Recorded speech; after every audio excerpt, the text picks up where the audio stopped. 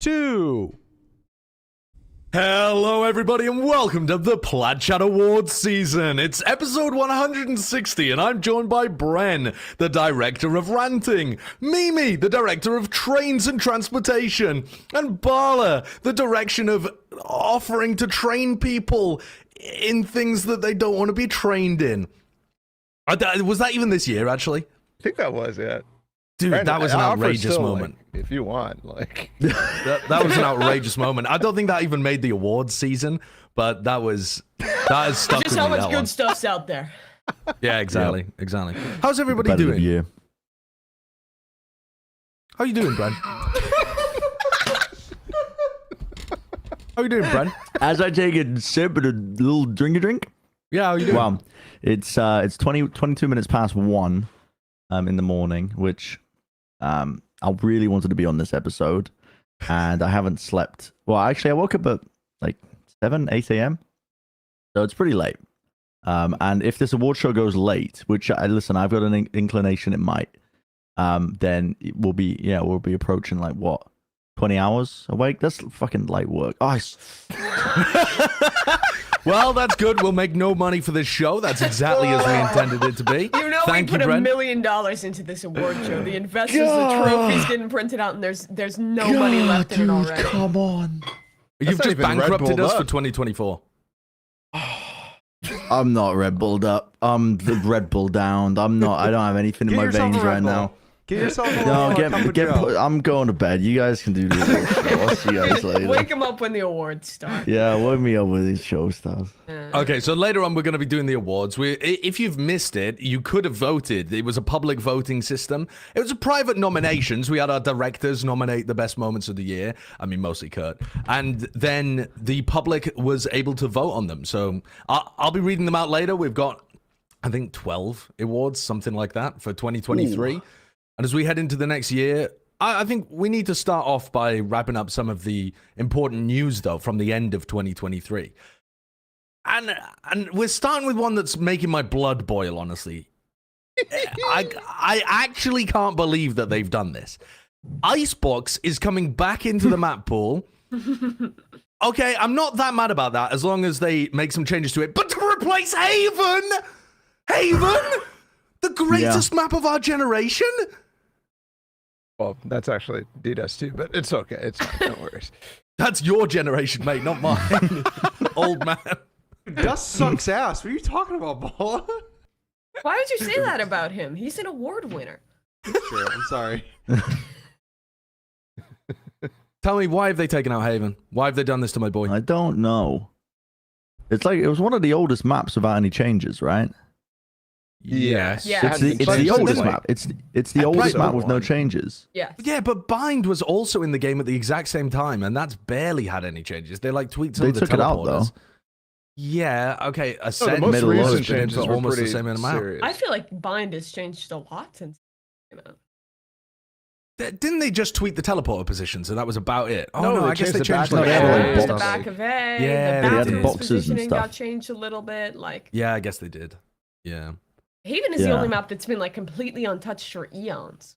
Yeah, but I don't Ascent is- agree with the logic of less like changed. it's old, so you got to take it out and change it though. Sure. Because I agree. I mean, it had to have been Ascent. Well, The way what's Ascent still doing in there? The way they think about this is like, okay, well, let's think about the gimmicks and like the 3-site maps and and that's like how they're like, we need Sunset and Split to be in the map pool because they're kind of similar, and then we need this one, and we can't have three map sites. Like that's how they think about it. And Is that Yeah. really it?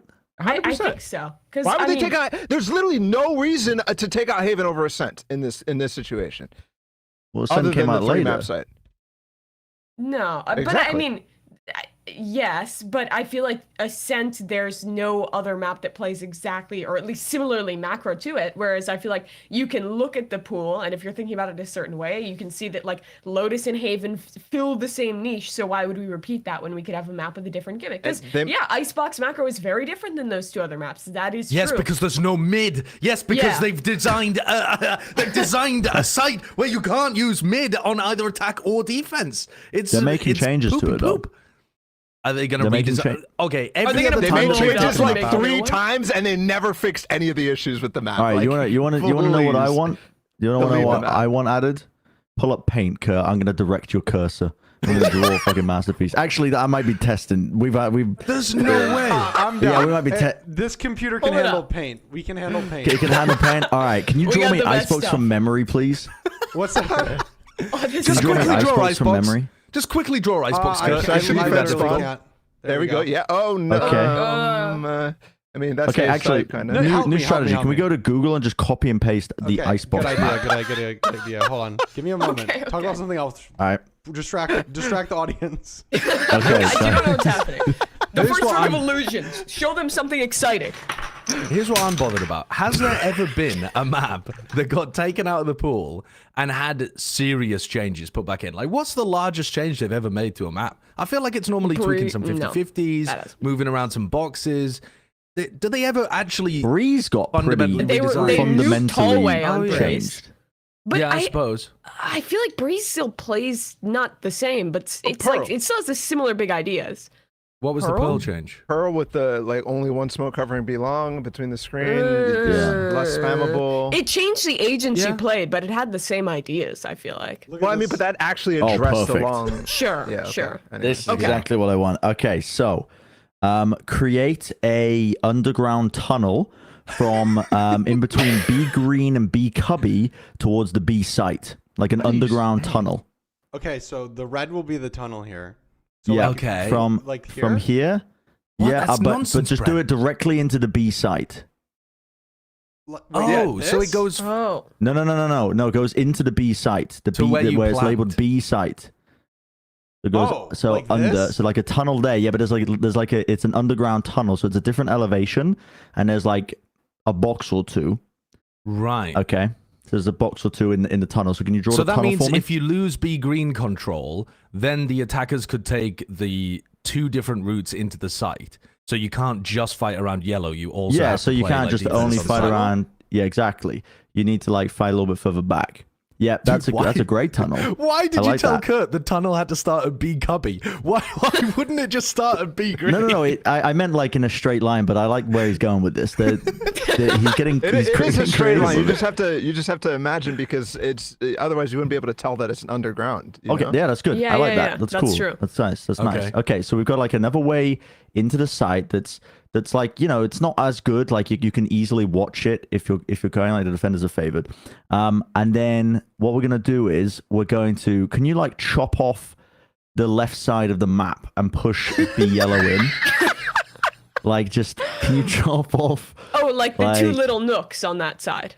Wait, Yeah, not can you- that can- much. Take that and just squeeze it together. So like squeeze it. Okay, so And then push it, yep, like this. So it's slightly smaller Okay. now. Okay. Okay, Wow. so it's slightly smaller on this angle. Reminder that this is And- the person that came up with ISO. I know I was thinking to myself, bro, this is so stupid, and I was like, wait a second, it's probably gonna be exactly what they do. Vern is literally on the game dev team. And the kitchen, if you could remove the right side of B kitchen. Right, so when you walk Just up the fill it tube, in. you don't Just- have to It's Yeah, no just longer fill a it in. 50-50. Fill it in with something for me. Just fill it in. Like with concrete. Just on the right side. They just poured concrete in the kitchen. Yeah, I'm just pour it in the imagining kitchen. it's like everything is still there, but they just build a brick wall on the map. It's just walling off the map that used to be there. Sorry guys, So, can't go here no, anymore. not that. So the right side of kitchen. Oh, so When you're coming out of you know tube. when you know the tube, B tube there. Oh, like Basically, here. when you Yeah, exit like the that. tube, yeah, Yeah, I want to yeah. get rid of that. Can we just like concrete that up? Maybe just put it in. Put it in black or something. Yeah, just delete it. That's fine. Make it the void. Just get rid of it. What am I It's doing? fine. Oh, I'm figuring out it's okay. this. It's all right. I'm no so problem. nervous. This is like my Kurt sign. learns I'm paint. failing. Oh no. Okay. And This is I perfect. think one more thing. If I was to be, I think we need to remove the roof of the A site. Remove the How do you roof. show that on the map? You can't really, Just but write no roof on just the write side. no roof over on A. Okay, I gotta use red text because it's important. Can I also potentially add? I don't want to ruin a masterpiece here, Sure. but I feel like you see the big, like directly in the center, right underneath mid pallet, this black area that you can't access. It makes mid. No, the one to the bottom left of that. Yeah, that one. Because it's so wide, it makes mid really narrow. You can block it off with a single Viper orb, which means the defenders don't get good access there. You also don't really want to walk down it. Like, can we make that a bit?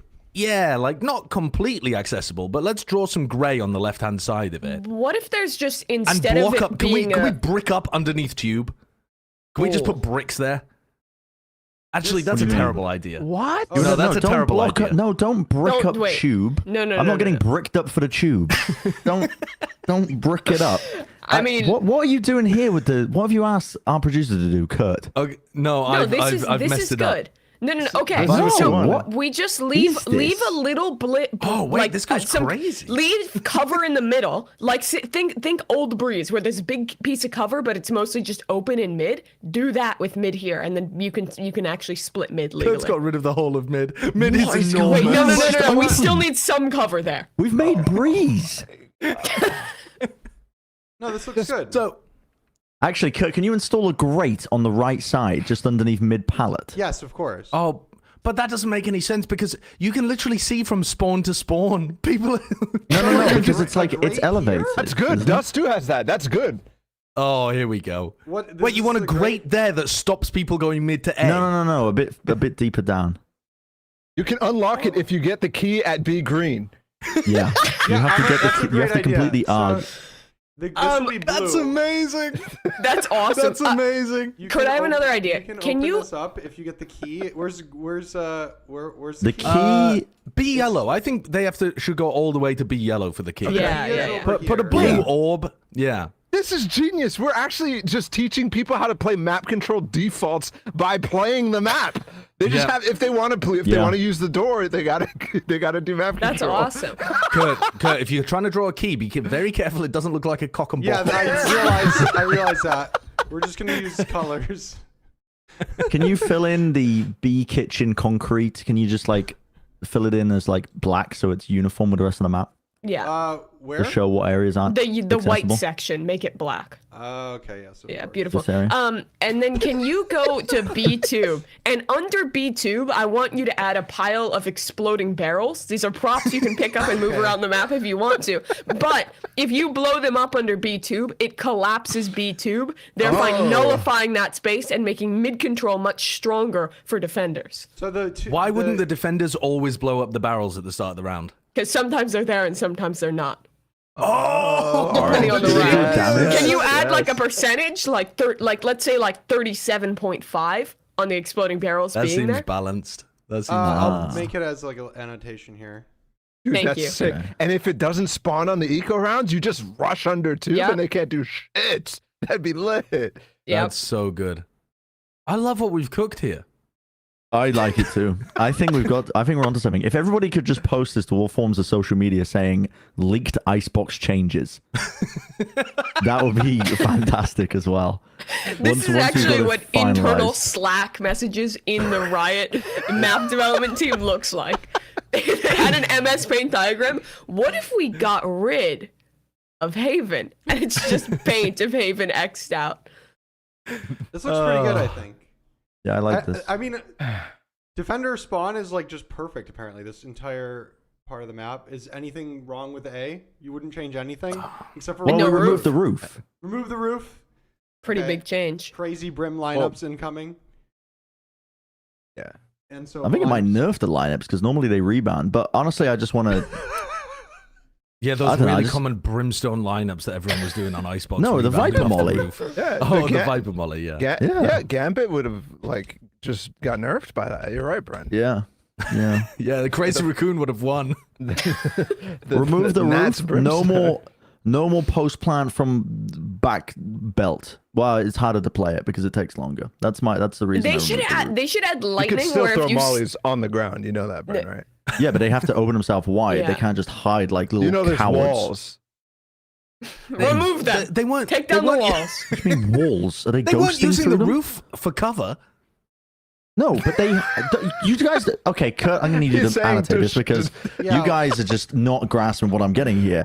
Underneath a belt, I just need a little Yeah. dot. Like, Yeah. What the color? Vipers sit at the bottom there, as far back as humanly possible, and they Oh, I fire see a what you mean. molly from, like, right there where your cursor is. Yeah, They bounce fire it like off a the molly roof. there into the ceiling, and it rebounds down pretty quickly to play But post surely What then, I'm saying Brand, they is they could could just sit shoot in, it like- higher and have a sky molly, and it would do the same But it exact takes thing. longer, is what he's saying. takes longer, is okay. what I'm saying. So it's hard. It's not as. But what I'm saying, Brent, is feasible. that they stand a little to the left and they shoot it off the right wall, and it still lands just as fast, if maybe not, maybe faster. Oh, I know what you're talking okay. about. Yeah. So what we actually need is okay. Sticky can we walls. Sticky can we walls. You put- can't bounce anything off the walls. They get stuck to the Ooh, walls. and That's a you can great climb idea. them like Walls? Spider-Man. Yeah, I like that. Okay. yeah. What if we And add lightning that blows you up if you stand in one place for more than 5 seconds, therefore forcing attackers to So move in the just a post harbor plant? ult inside Yeah. of the Yeah. site. I like that. Basketball. Fucking can't stand 5 seconds in the key. Okay. I need us to not spend another hour redesigning Icebox. Yeah, I and think turning it- it I into think this is good. Shadowrun I or love how something. we didn't even solve any of the issues with the map. It's all good, no No. worries. Yeah, we did. I I mean- mean, we made mid a bit more accessible. with Look the at the barrels. sight line. Look at the sight line down the No, no, right no, hand no, no. side. of You mid. need the key to No, open because that it's up. elevated, and you need to open it up with. It is a grate you can need the Oh, key. shoot. so like you have to jump out once you open the door. I'm envisioning this section. Wait, Yeah. can you add like isometric lines to show that that right section of mid we opened up is trenched and not at the same grade as everything I'll else? try my best. Thank you. Where were the isometric lines? So I know that engineering degree you have is going to come in clutch right now, Kurt, with these schematics. But just the section in middle between the black blob and the wall on the right, Okay, make so that underground. right here? Or- Yeah, that's Not underground. underground, it's overground. Yeah, it's It's above. high ground because you Oh, have to I was jump on imagining the. it like a trench that you have to like go down into and then can fight up. So you get crazy high But it ground works over either here? way. Yeah, sure. This is ludicrous. Okay, like that works. Can I get your actual? Are people excited to have Icebox back in? I'm really excited to get Icebox back. Yes. Can I get a take? Once we see these changes in action, the map is going to be. People are going to love this shit. I can't wait to see how the key plays out in Yeah, pro play. when the key objective is being fought over for the first time, I'm going to be so excited. No, Icebox. I don't know. Icebox was that's my home territory in ranked. I'm actually really excited for selfish reasons. I'm looking forward to playing that map again in ranked. In pro play, less so. And I'm also not excited to see Haven gone, because that was one of my favorite maps to watch in pro play. But Haven was the most interesting map to watch recently with the amount of Yep. fucking Viper that was going on in the map. The Viper Omen, the Viper Harbor. A lot people of were still different playing the meta. regular stuff. Like it was very diverse. Right now, it's the second time I feel like they've done that. Like Breeze leaving the season right as Harbor came out when people were running a bunch of Harbor and it was finally going to get a new shakeup. And Haven as well here, I think it's the same type of thing. They keep messing with it right when the meta gets I interesting. wasn't upset at Breeze getting taken out. No, of course not. But like when you think about, especially when I think a lot of people were like, oh, Breeze is stale. It's like that map was just getting like somewhat interesting in terms of the meta Yeah. developing because of Harbor, and then just removed it. And compare that because Icebox was still in the fucking pool, which wasn't getting any fucking changes at all in the meta back then, even though it did with Harbor. It was still based on the same map. That you just send that one away, and they didn't. And I feel like they make the wrong decision every time when it's about which map should I remove. Every time. Yeah. I feel like for me, my just biggest worry is that whatever changes they make to Icebox, if they do, because again, like we mentioned earlier, they've already made 2 big change cycles, hasn't really fixed the greater issues of mid just being useless and also the meta just being kind of stagnant on the map. If it still is in kind of a stagnant place, and then we have both that and Ascent in the pool, I feel like there is room for just pure bedging. But on the other hand, I also think that Icebox can be fun to watch in pro play. Like watching Fnatic when they were like the best team at Icebox was always a joy because they had a very good understanding of the map. And well, there's a lot of simple concepts. It kind of forces you to focus more on execution, which I feel like is kind of also what Ascent does, which then goes back to the same idea of if their big thing is we want every map to have its own niche. We can't have 2-3 site maps where the macro is a lot around extremity control. Then why are we having 2 maps that kind of fill the same thing? I'm really just kind of hoping everything on that the changes will significantly shake up how people play Icebox. Okay, well, now that we've solved all of the problems and illustrated what our concerns as well, I want to go on to what I think was just the final blow to the head for me for 2023. I was looking forward to watching Chinese Ascension, and I was looking forward to watching Rare Atom. They were clear favorites heading into the tournament. They were clearly better than all of the teams heading into the finals. And just like in EMEA, we had a massive upset result at the very final moment with Rare Atom losing 3-1 with double map ban against DRG. DRG are a fun team to watch. They're a really cool team to watch as well. T-Virus Luke, great player. Vukashu, cracked Sentinel player from Russia as well. But I was so disappointed. Now, to be honest, it probably won't make that much difference because there's at least 4 teams in Chinese VCT that don't have good rosters and are probably looking to pick other people up. But yeah, this was a major surprise. So the 11th team that's going in is Dragon Ranger Gaming. Amazing. Oh, let's go. Amazing. I love their Old name. logo. It's just a little guy.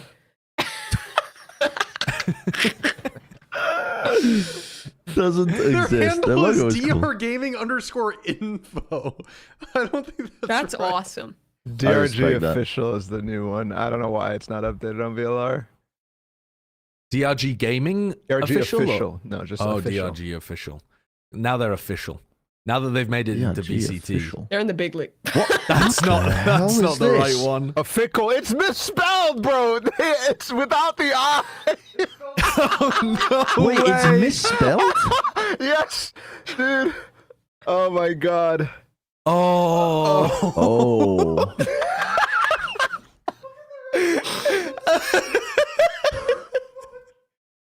Oh no. This is like an image they found from Google, but they didn't. Okay, didn't to click their the image. credit, That's it's a Chinese organization. Yeah, They they're don't really probably care not- about Twitter that much. Most The Chinese only people reason they have aren't a going to Twitter be. is to link to their Weibo. Like, let's be real. Yeah. Yeah, Look I at don't this think they give a quality, fuck about though. Twitter. But who gives That's a fuck? very Go, funny. let's go find their Weibo. I bet they go crazy there. 69 posts. There It's that it is. one, right? Loading. We're transferring. We're going through the firewall right now, guys. What is that even? All right. Oh, There it is. Wait, how do you have dark See, this mode is already? sick. This is crazy. Look at that! Look This- at their banner on this one. It's Dragon Ranger.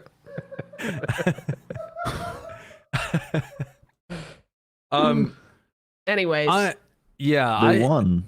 to go. All right, so like a little run through DRG as the new team. Yeah, they've got like a pretty cracked duelist main on their team, who's a lot of fun to watch. They've also got this Russian player Vukashu, who's just been tearing it up in Chinese Valorant. I mean, look at the guy's rating. He's got like a 1.3 and 1.4 rating on Sentinel throughout all of his runs. He's just been absolutely massacring people. And their calling improved dramatically for the finals. Unfortunately, it was the same kind of situation again, in my opinion, where Rare Atom got to a finals, looked like they had a chance to win, and the players choked pretty badly. They should have been able to win map 1, I think, on split, and they just couldn't stop a B hit from happening. They were using their stars horribly, anchoring horribly. Yeah, the anchors on split were not good. Yeah. Was not good at all. But I think Martin has previously been a great player as well, and he had tons of spots where he was just like slow walking through a smoke trying to catch a timing and ended up dying. yeah, It was tough. yeah, It there was a lot tough. of that individualism that I don't know. I hadn't watched too much of Ascension, so I didn't have a benchmark to measure Rare Atom off of, other than like a few maps prior. But it just reminded me of watching EDG before they started getting international experience. You know what I mean? Where they were like Yeah. really limit testing And maybe they've shown like high caliber, like you were saying prior, but when I'm watching them just try and make hero plays when they should be saving in a 2v4, and I can't remember who the hell it was, but some bloke just wandered for a smoke. Just fucking just wandered through when he should have been saving a rifle. There were many instances of them trying to make hero plays. That isn't standard though. I mean, Rare Adam actually, one of the things that I've enjoyed about them is that they're more of a team focused. Their calling on the attack side has previously been excellent. Yeoman, the IGL, has been really good, but I think he struggled in this game. I think the more supportive elements really struggled in this game to get started. And then by the time they got back into it, it was a little too late. Yeah, I tell you who did impress me is the Zeno. I don't know how you say his name. As an Omen player, because dude, his util was on point with the way that they were playing certain maps with the heavy anchoring. I don't know what. Like China just doesn't look at VODs of Ascent gameplay, I don't think, because the Ascent map was just two teams just ignoring mid. It was a gentleman's agreement. Mid, we will not go there, apart from one round where our jet player will op mid defensively and no one will support them. But it's okay because nobody will go there on the attack side. No one will even contest them, so it's fine. But they were just hitting the extremities over and over and over again and doing like.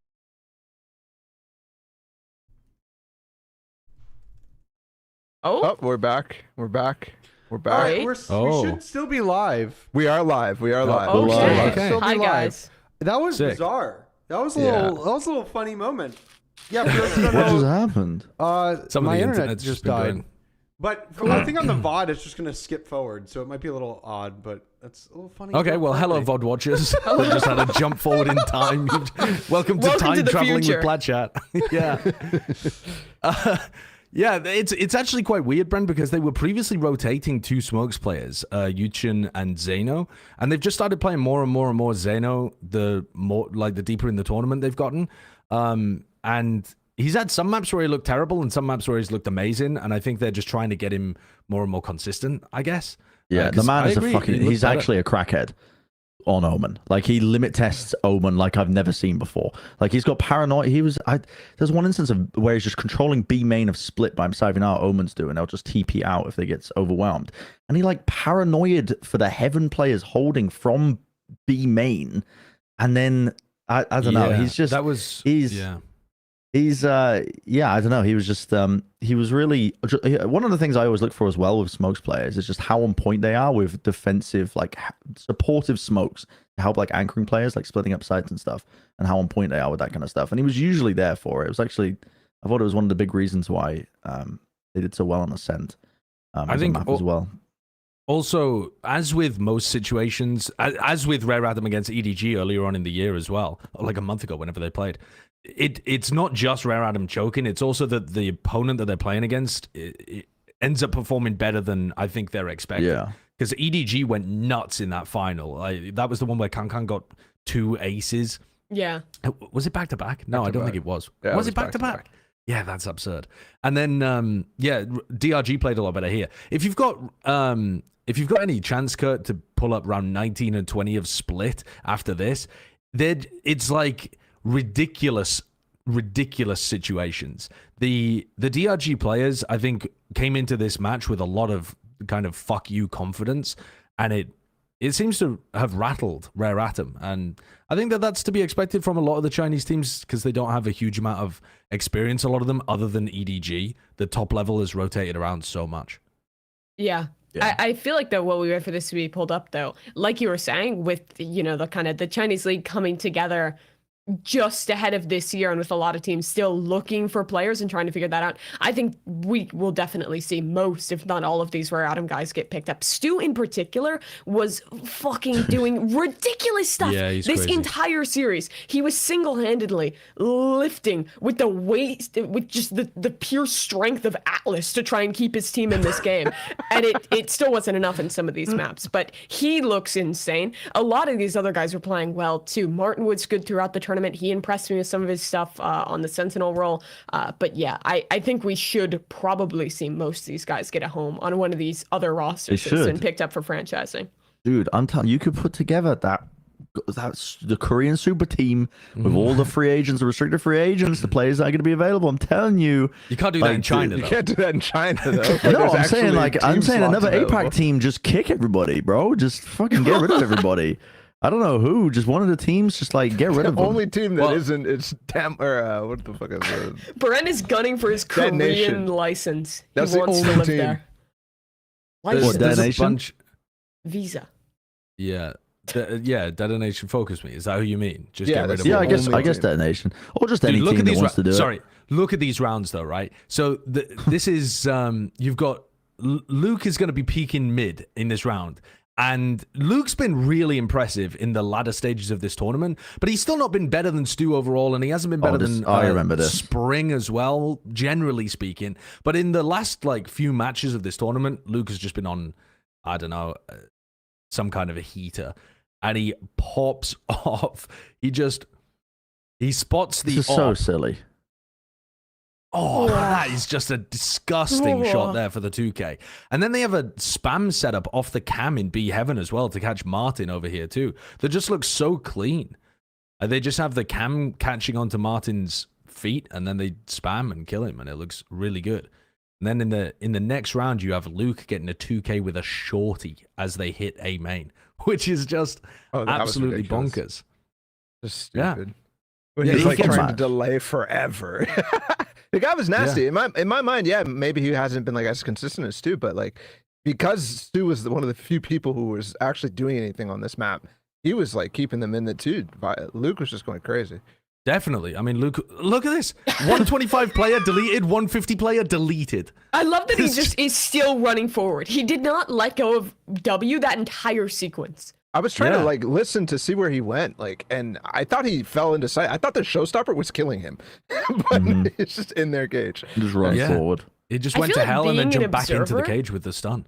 For this like Chinese Ascension event would have been one of the hardest things in the world. They The popped amount off, of though. jets who are just doing things like that must be ludicrously hard to keep track of. Yeah, they popped off. The Chinese observers were fantastic. Yeah, throughout like this some of the event. like weird like 70-30 splits to start rounds. Like there was some cool stuff. The production is very Yeah. good for this event. But there are also plenty of Chinese teams that don't really have rosters that look competent heading into VCT. So I would imagine that Rare Atom... the thing with Rare Atom was even if they got picked up, they would have had to make a change anyway. They're only allowed one import. They have Yeoman, who's their IGL, But it's the same with and Stu's their star player. with Dragon Gaming, Dragon D's Nuts Gaming. That's not their name. They've got two They have players, right? That Singapore they and can't Russian play. player, yeah. Singaporean and, Yeah. and Russian player, which is Yeah. Zeno and But and the the fact Sentinel that player. the fact that Zeno has been getting like interchanged slightly with Yuchin, their other smokes player, makes me think that they're just going to stick with Vukashu. Mm. And Zeno's just getting unlucky broed. He's just carrying them to Ascension and leave. Yeah. Well, they can still put him on the bench. The rule is that you can't have more than one import playing at a time, I believe. So I think you can Sounds still fair. have like him on the bench, and maybe if he rotates in, maybe they'd find like a Chinese Sentinel player to rotate out, so they have like two rosters. I don't know. That would be bizarre. That'd be weird. That'd be horrible. What was the reason Yeah. for them not grandfathering in these teams again? Josh, What do you're a you- resident expert. Well, they didn't really say why they weren't going to grandfather people in, but I would imagine it's because they when do you use the grandfathering rule? Because they had already announced, like, the people that are playing through Ascension, they could have made roster changes going into Ascension. So, although actually the rosters were locked at the beginning of December. I don't know. They've made it so that it's only players from like China, Taiwan, Macau, and Hong Kong, I think, Yeah. are the 4 regions that can actually play in Chinese VCT. So, yeah, it's pretty limited. It's actually even more limited than other regions, because if you want to play in Chinese VCT, you have to declare that like this year. Otherwise, you can never get back in. Whereas with other regions, if you have dual residency, you can like swap around. It just takes a year and a half to be able to do that. Mhm. It's a bit weird. But yeah, that's what's going on over in China. Should be pretty interesting. I would recommend anybody checking out this game, by the way, because unlike with Ascension, where with most other regions we're expecting the Ascension team to probably be, I don't know, what would you guys say is fair? Like middle of the pack? Sure. Like if you win Ascension in your region, like we're expecting you to be about there. These teams we're expecting to be up towards the top because there's so many other teams in China that just don't have great rosters right now. Rare Atom were the second best team of the most recent 3 months in China. So the fact that DRG's beaten them, this isn't just, well done, you won Ascension, you're probably going to be a middling team. This is like, DRG might be the representative for Madrid or Shanghai or something like that. So worth going and checking out the game and seeing potential representatives moving forwards. I also feel like China's a weird region where some of these teams that look like not that great come and just do pretty decent when it comes to international. I mean, Billy, who just fell off completely in this offseason, like obviously beat NRG that time. And like, I don't know, it's a weird situation where I think this team and a lot of the other teams that should have qualified most of the time just sometimes don't, and they're much better than you expect when looking at some of the teams that qualified. There's something to be said about having no pressure going into international events. I think just when you know the expectations leveled against you are, at best that you're just like, I don't know, you're putting up a performance, you get a win. Like when the bar is set there, I feel like it's quite freeing. You got nothing to lose. You got nothing to lose when you head into it, which is like when we see all those upsets happen, I feel like that's usually the case.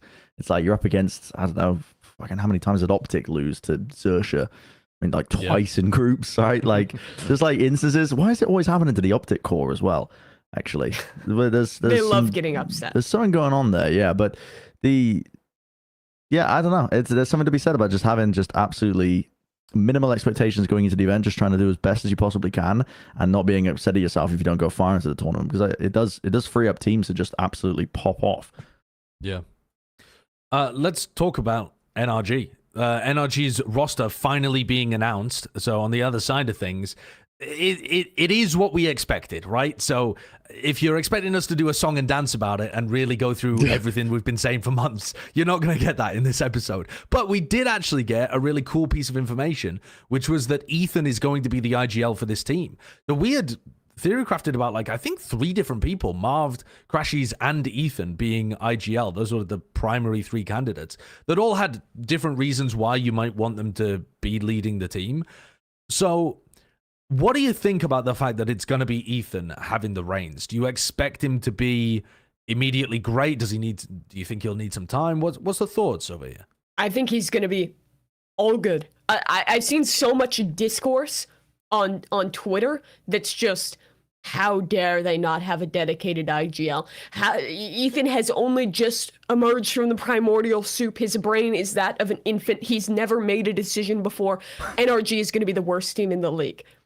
I'm here to tell you that is not true. Bro is like, he's 90 years old. He's been playing top level FPS games for eons in Counter-Strike, comes into this game from the outset, has been playing at the top level, just won a championship, and guess what? He's always been a vocal player. He's always been, at least in some ways, an emotional leader for his teams. And now he's going over to NRG, one of the teams with some of the best, like, historically, some of the best structure and ideas, with already a core that, honestly, if you're going to be picking up IGL, you wouldn't want anyone else than the duo of Crashies and Victor, and those players who've been playing together for so long.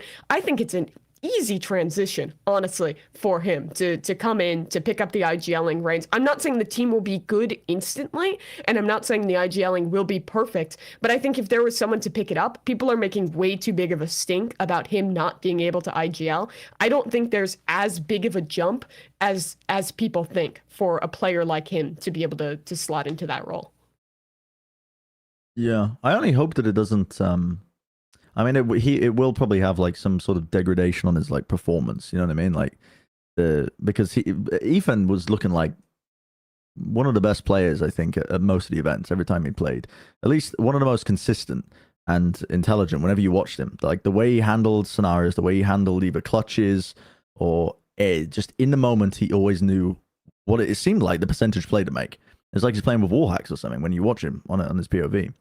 So I hope it doesn't degrade his own performance just by him having to take up the IGL, but it probably will because it usually does. I have some worries with this team, but it's mainly down to just like personalities, which is a weird thing to talk about because I don't really know these guys too well. But I get the feeling this team has incredibly high potential, but also just I think it would be a safe bet to just place something on this team exploding for some reason. Do you know what I mean? Just like something going wrong and them not having like an emotional leader type character to pick themselves up. Because I can't really see any of the players doing that. I mean, Chet's not a charismatic coach. Ethan is the definition of stoic 5 a.m. cold showers male. Like the dude he just never cracked a smile at any of the international events. He was just always just like absolutely ice cold. And yeah, I don't know. I get the same kind of. I think they're like, going to be a very serious team. Why do you be a need very smiles serious though? team. No, you don't need smiles. I'm not saying... What does happiness bring to a team? Listen, if they there's can one be- thing we've learned from this team and from Finesse was leading it, happiness is the death of victory. Chet embodies that. Ethan embodies this. They will not feel joy in their hearts once this season, but they will do well in Americas. I don't know. I just get the feeling that the drive of a team like this comes from, at least when they're going up in a match, right? The absolute classic of they just disrespect their opponents. They just know in their heads that they're better, which every pro player needs. Right? I'm not saying that they should be respecting everybody, that they're on the same caliber as them. You need that confidence. But when you always go in with that mentality non-stop and stuff starts to go wrong for you, it kind of rattles you a little bit, I think. And I don't know. I've just seen the core of this team, and especially players. I just can't see Demon 1 being the one to pick them up. I can see Demon 1 getting fucking fired up. You know, if somebody starts shitting on him in whatever, just in gunfights or whatever. I don't know. I think they'll be fueled. I think they'll be fueled by spite, and I think that Marv is actually the glue guy to try to pick these guys up as well. Yeah, I think that's maybe a bit of an Marv would be the player, right? underrated component of what Marv via his like personality brings to a team is that he's constantly. I don't know what the right word is, but he's quite an optimistic guy. He's quite a confident, optimistic person. He gives off himbo energy. Like Yeah, big kind time of. In himbo the best energy. way. Like bro is just like, he doesn't really know what's going on, but he's smiling all the time. You know what I mean? Yeah, he's smiling. He's the person you yeah. need on this roster in terms of that, like that personality. What's going on? But he's You said where you're he coming from. It's not supposed to be an insult, though. You've called Chet not an uncharismatic. He's not Dude, a you just charismatic hate Not a this guy. team. charismatic dude, bro's like a fucking stone wall when it comes to charisma. He's not a charismatic guy. I tell He you would what, admit though, that I himself. I tell you Oh, what, shit. Chet really brings though. Chet brings a lot of prep and a lot of Yeah, set he does. strats and set like not just strats as in an entire round, but setups and ideas and stuff like that. And I think that's going to be really important for anybody, literally anyone, any of these players, if they were going to try to learn how to IGL. Because what it does is it makes it more important that you can take the original idea that Chet's given you and then mid-round off the back of it based on whether or not it worked or whether or not it didn't. And I think that's where these players on NRG really already have shown that they excel, is in the ability to mid-round and secondary call under other IGLs. And if Chet can provide them with a lot of good ideas for what to do at the, like Sean Gers was talking about previously, here's your game plan for the first 5 rounds. Here's your game plan for pistol. Here's, and then when they call a timeout, Chet provides you with an actual strategy, not just a big picture idea of what to change. And then you kind of tweak stuff off there based on how it's going. That's how Chet tends to coach anyway, I think. And I think that that's perfect for somebody like Ethan or Crashies, actually, if he was going to be the person to pick up the IGLing to try and riff off. So I like that combo. I think that works really nicely. Think they've also all played in similar situations like that. I think the decision, Brent. I mean, I'm kind of bringing it back to the IGL thing, but like the decision to make Ethan IGL here, I think makes perfect sense given all the experience that Ethan has had, all the way back to CS to 100 Thieves. That like he's gotten such a wide variety of high caliber winning teams that I think you just 100% put it to him in the first place. But yeah, I think it's a proper way to structure it with what you're saying, Josh, with Chet structuring the entire thing and then being able to actually have set strats to pull from. I think that is what you need to expose a first-time IGL to the greater overall macro strategy. And I think Chet will do fine. To your point, Brent, about like the personalities, Optic didn't have anybody that you're like trying to ask for, right? They didn't have a happy-go-lucky guy. Yeah, Other than, like, I don't really finesse. need whimsy. I don't need whimsy. I just need someone who's. Yeah, I don't know. Who Finesse told is Optic was definitely- happy then? Dude, let Daddy call and Finesse is like alpha energy is But definitely. was Marv not the same who's- guy who fed off that and will fill that a similar role to that on this team? Maybe. I don't know whether I Marv's going to be don't- shouting "Call me Daddy" in the middle of the I'm round. not saying he's going to be saying "Call me Daddy." I'm saying he's going to be cracking jokes and doing shit and bringing up the vibe. Yeah, probably. I also think these guys have Yeah. played enough fucking Valorant to know like that that's what you need in a team, so they're all just gonna fucking do that anyways. Like it's a simple thing. Yeah, I don't don't. know. Like, I can't. I'm not saying it's set in stone. Like I haven't been fucking in their walls listening to their comms. I don't know what they're gonna be like. Like I don't know. It's just the general vibe I get when you appear outwardly and through the comms pieces that we've listened to. Yeah. So like serious and so like high strung and so like your entire like belief in terms of a lot of like matches is that, like, especially with like teams, unknown teams, like who the fuck is Billy? Like that entire culture just it snaps. Okay, It doesn't you bend say the when entire shit. culture. That was Artis' culture. That was the was whole just- team. I mean, It that wasn't was, just they. but I'm they saying also he, used to lose to people before they had artists on the squad. Yeah, I agree that's with Bren true. that when But I'm when they saying he's got the when they biggest got bashed. perpetrator. When they got bashed by a team that they didn't respect, they definitely found it difficult That's to true. figure out what to do afterwards. I They see they got into kinda their where own you're heads. coming When from. they're- when Yeah, they're- that's a when they're- different team, the man. optic No. revenge narrative thing was forever. Dude. That shit was like 20 Yes, but they couldn't do it in. inside a match. They they couldn't do really it in a struggled match. inside a match. Yeah, okay. In the matches themselves, you could see it. They would get knocked down, and it was like they were like quite like, what the fuck's going on? Like this team's shit. Like how are we losing? Like how are we losing, guys? How are we like? You could see that question was being asked over and over But and over. that's a again with different this team. There's only two But- of those players. And that yeah, have that's even true. It is a stayed different this- team, but well, I think guess it- three. it Actually, with feels Marv like- from one of I don't know. I feel like I get the same vibes from Demon One, but I don't fucking Dude, know. the Demon One personality is of just the going to run out there and poo on people. Dude, Yeah, if he he is. starts getting somebody with a judge blast packing into his face, or Yosemite trying to drag him off to the nearest national park to put him down, he is just going to run at them with his rifle and click them all Yeah. in the head. I mean, I feel like what we're all forgetting within this of just like being so vibe space is that we have the core of the best team of 2 years ago and also the core of last year's best team put together into a roster. I feel like you have to expect high. Like no, the team's good. There is validity to bring up the fact that, hey, maybe the vibes could be an issue, but also that's cap as fuck. They're just gonna be dead.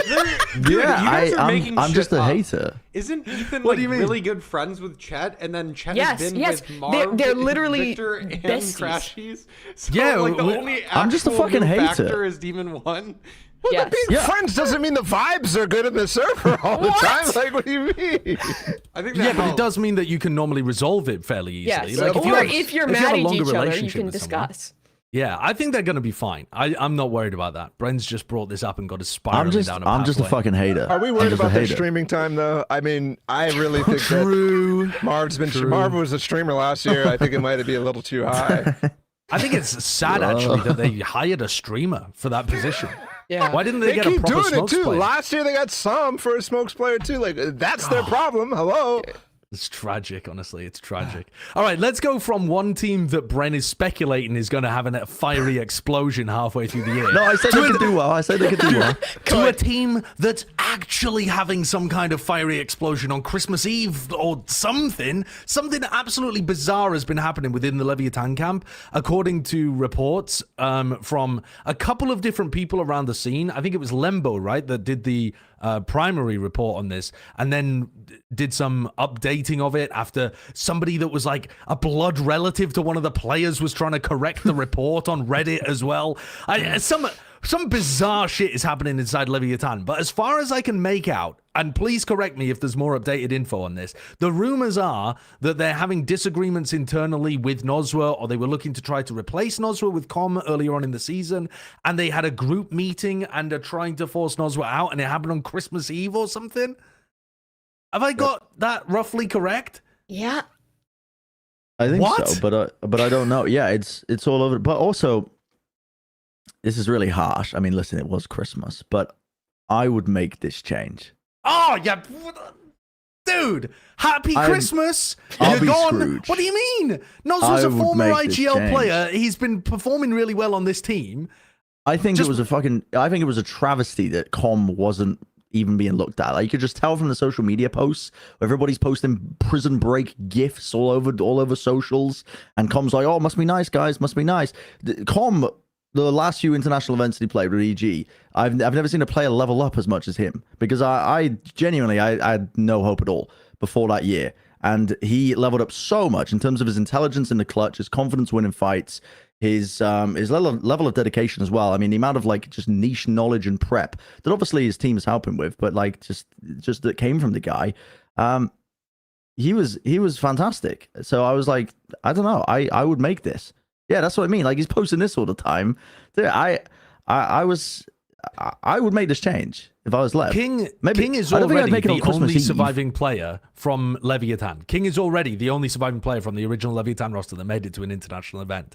Nosra was the person that had been brought in like second longest player.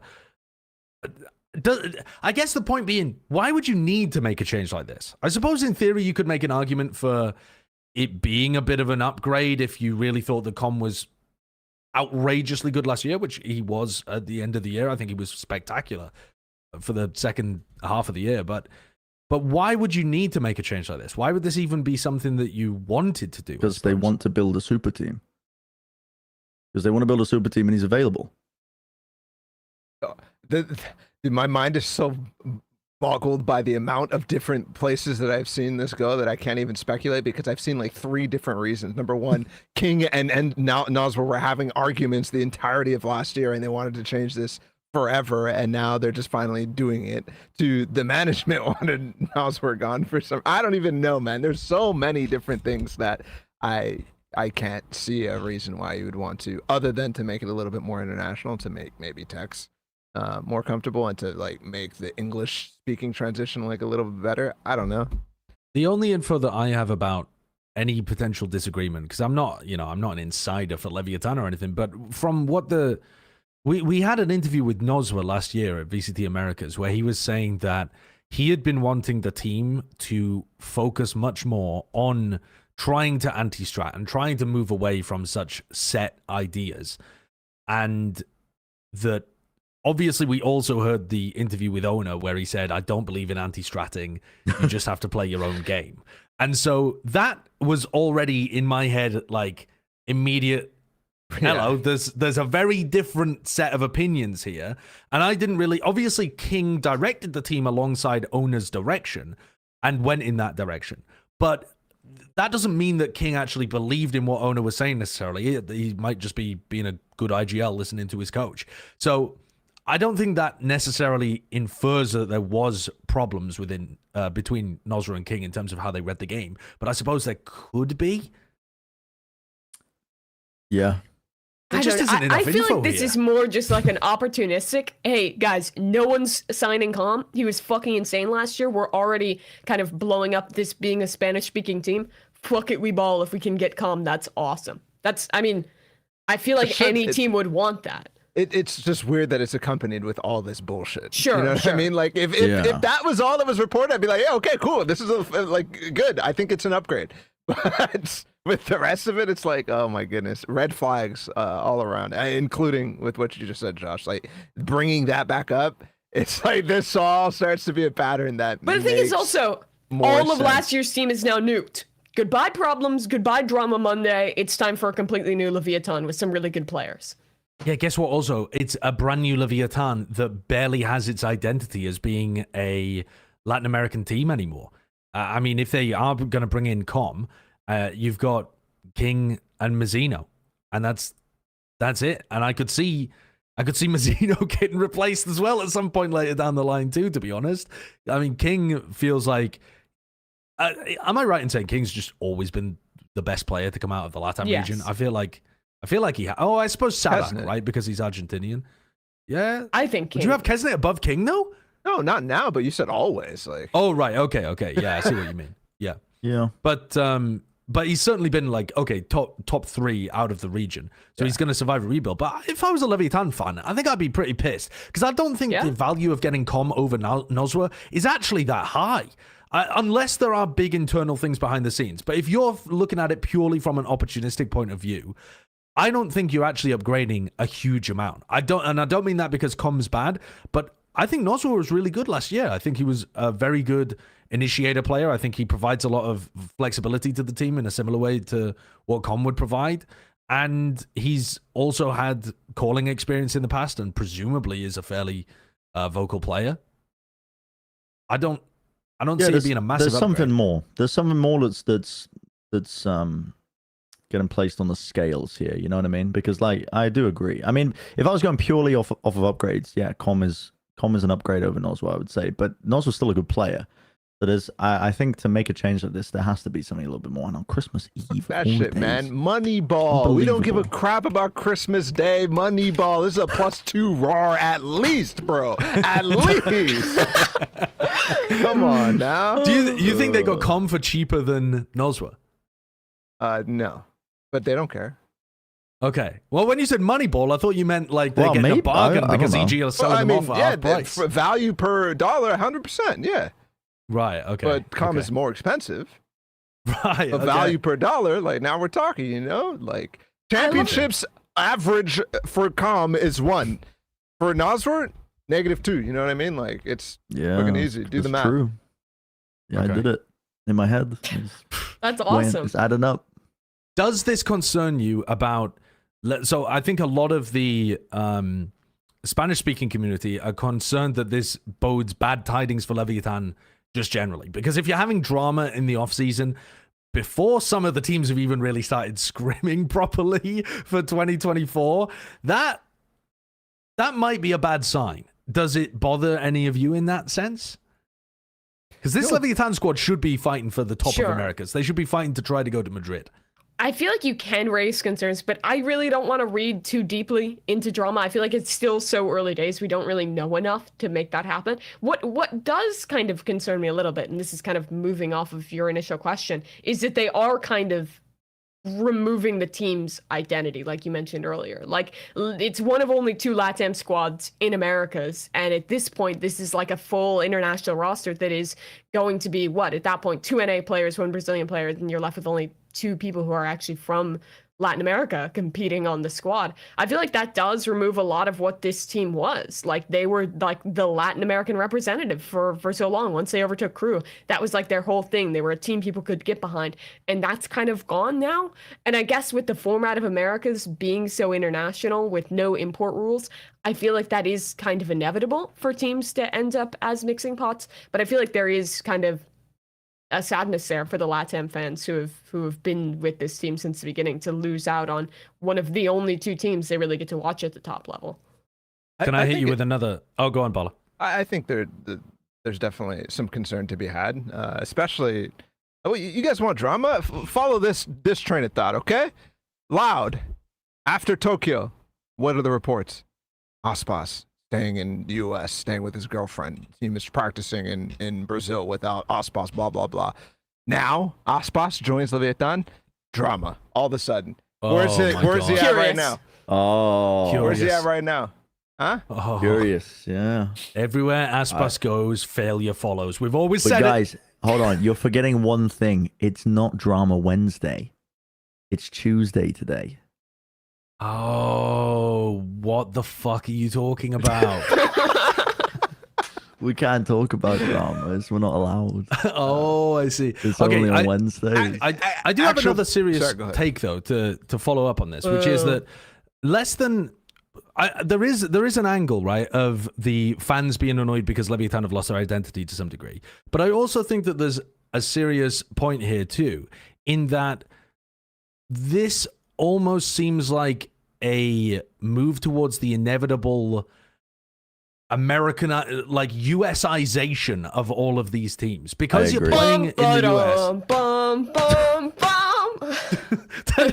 Sorry, guys. Just I heard the word America for a second there and was just getting a little excited. God bless the Stars and Stripes. But Support the if troops.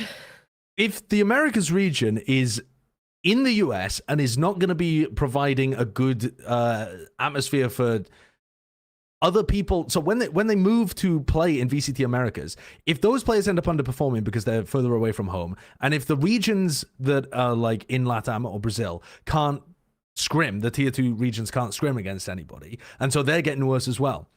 And is this not just the beginning of all of the identities of it being multinational just blending away.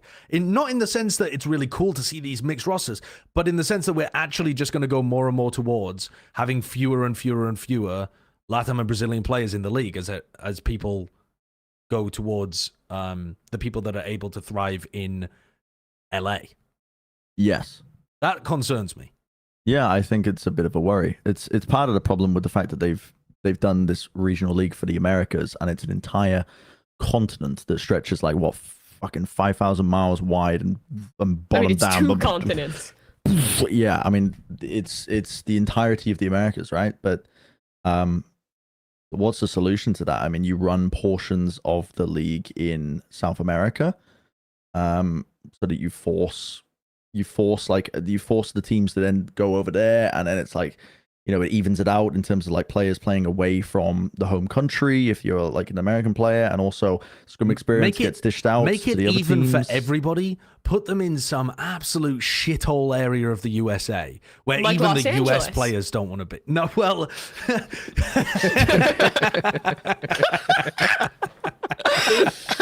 Oh, Well, step one completed, Josh. What's next? what's next? That was the end of my idea.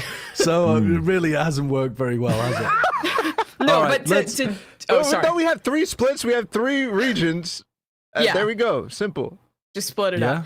up. The thing is, I think the only solution to just avoid the entropy of regions slowly dying is just to have 3 different leagues. I feel like in this current format, this is kind of inevitable, and it's sad because we've seen how good the Latin American and Brazilian scenes are. Brazil, especially, being able to like win a world title at the beginning, it kind of puts all the weight on the tier 2 scene to be able to develop talent, and basically means the only way to get out is to go to LA, and even then you're at a disadvantage. I feel like we will continue to see a shift towards more and more NA players because there is just kind of that home field advantage, and the scrims are just gonna be better because all the partnership teams are there. I think it might even be too late to even like revert to that sort of thing as a solution, like to split up the leagues again, because the regions are already dead. Sorry, like they're already dead. You have to kind of incentivize it from the top down now. And that's Trickle hard down as well, economics, the American way. I It's think worked every time. the best solution is working on just getting the teams to fly out there for matches in throughout all of LATAM and Brazil. Like, just have them just go there and play, like and try and sell some tickets, actually get them involved, because when the teams have to go over there as well, I mean, they're going to be scrimming in that region. It's going to be bringing up the level of talent for the teams as well. It's not going to be as bad, where right now it's just think about complete that. That's still isolationism. what, 3 months of a year that there are better scrims, and the rest of the year people are still gone home basing elsewhere. I don't feel like that could revive it. That's still better than Sure. nothing, and also that just makes it even, right? Because Yeah. every region gets 3 months. There's only 9 months in I less suppose. than 9 months in the VCT season. So Yeah, the only concern is the amount of traveling that would be involved with teams that are already going to international Let's do a leagues, 'cause homestand like I model. said. Yeah. Yeah. Okay. Yeah.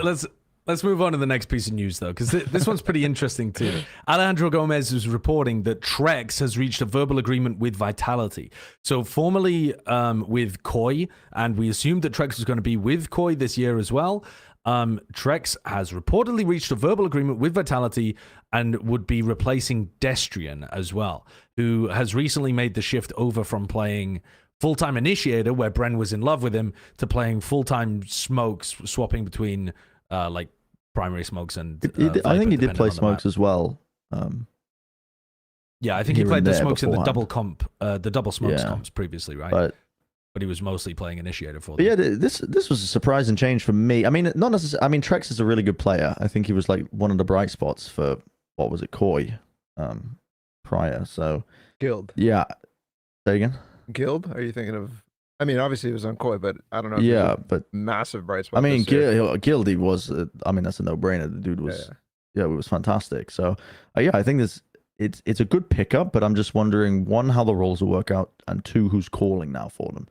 And what led Sender them was to... previously calling for them. I don't think it was Destrian. I thought it was Destrian. I believe it was Sender. I think Sender Didn't picked they it up say- this year. Yeah. I thought he said Destrian was. I The don't know corner. what's going on. I don't think I so, swear, but I could be wrong. I I don't swear think that's Salah said real. Destrian is the IGL. On Do you have- on do you have a Twitter. I source? swear to God. Yeah, I fucking got a source. Give me a I'm second. on Salah's Twitter, right? At Mo Yeah. Salah, this guy. Just pictures of soccer. Did I dream this again? Source, it came to me in a dream, Yeah. actually. Yeah. I was watching the recent Team Vitality games, and I did think that Destrian looked like a bit of a weak spot for them. But it's such a small sample size of the matches that were being played, and it's before the season really kicked off, that I'm not calling for his head or anything like that, but if that also mirrored what was happening internally within scrims, and they've been playing for quite a while now, and they realized that they were getting limited by it, then I could see this being a good move. All right, Barla's found a source before Bren did. I was looking. Sender first time IGL, fantastic. Kids first time tier 1, they showed they'll be among the best. See a VCT, and that Okay, well, was I'm not going 2 to. weeks I'm ago. not going down without a fight. Yes, I might be wrong, but there's a reason. He definitely posted about it. I swear to God. Okay.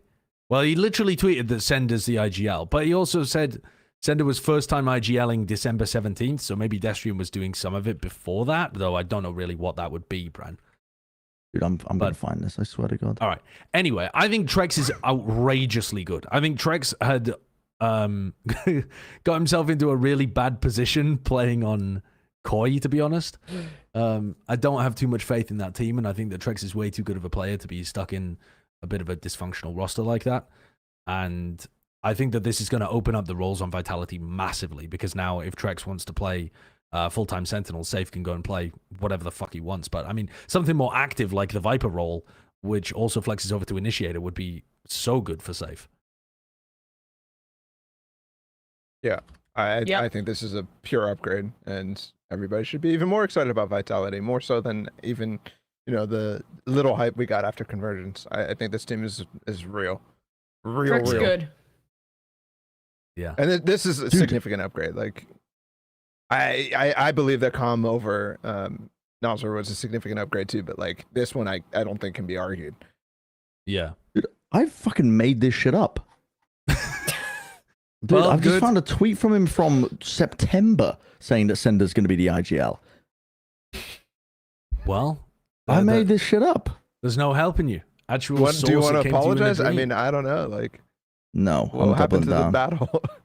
I'm doubling down. I'm not apologizing. Dribbling down. I'm dribbling down. How can you Dude, dribble this- down? You found a source from December and September. Because both I'm saying Sender's pretty going to Because sure win. there Destrian was- was the IGL, and I saw a new There was dream. something else that said it. I swear to God, I'm not. Dude, Man, it's probably was a it? fucking. It's probably you said it on Plat Chat. Someone repeated it on Tactical Rab repeated it or something because Bren said it on Plat Chat, and then you've listened to Tactical Rab, and then you're like, oh yes, that's you. Yeah, probably. That's probably what awesome. happened. Fucking Yeah. hell. Just self-referential sourcing. We do have awards to move on to here, Bren. So we're really just waiting for you to get to grips No, with the you fact can. that you You lied can to get the started. community. You can get started. I'll find it. No, I don't want to get think- started with the Are you thinking awards. about OG London United back then? Like, No, dude, Glue. I swear to God, unless I dreamt this shit, I swear to God, I saw Salah tweet that Destrian was going to be the IGL for this team. Okay, I mean, can we I all can't find agree it. to believe, Bren, I believe him. that Salah may have once said this, but it you didn't can end up continue. happening? You can do whatever you want. You can do whatever you want. Yeah, but we're going to be halfway through announcing some sick award, and then you're going to scream, Destrian wants the IGL, and then you're going to bring up a tweet he's and not. derail us. He's not. It doesn't exist. This tweet Yeah. doesn't exist. Dude, Okay. he's deleted the tweet. Kurt, do we have the facility to go to a 3-minute break before the awards to get everything sorted and get Yes. dressed up in our The best? computer might explode again, but it will definitely recover. Godspeed. Okay. Well, then we'll allow some time for Bren to source his material, and we'll No, go do a short break. it doesn't exist. He'll find Good. it. He'll find it. Good. It doesn't exist. 5 minutes. You guys got 5 minutes. Let me pull up some freaking Kevin McLeod. Oh, yeah, Okay, I'll do it. fantastic. When we come back, the awards show will be live. Oh, hell yeah. Let me find my tie. I don't actually own one, I don't think.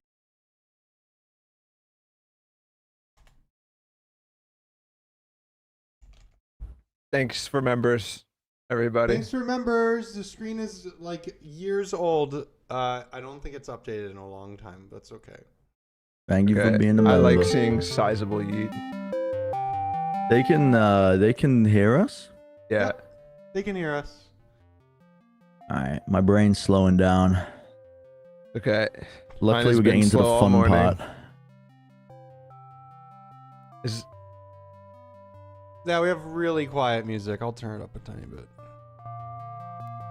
Yeah, the internet's been trolling me all morning. That's why we were late. It was actually completely my fault. Or I guess you could say BIOS internet fault. Yeah, I love the notes on some of these awards.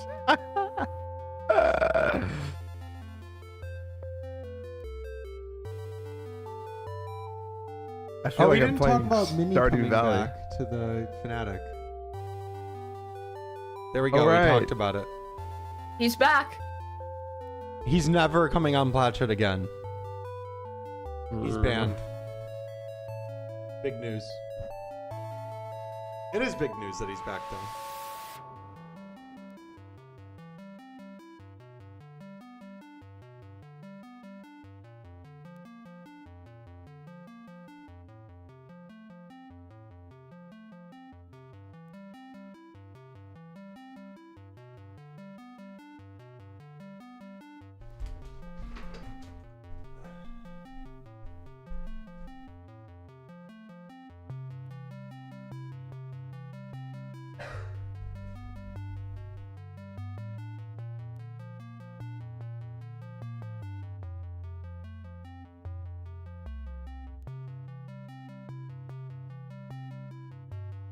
Yomi Blaster, welcome to member.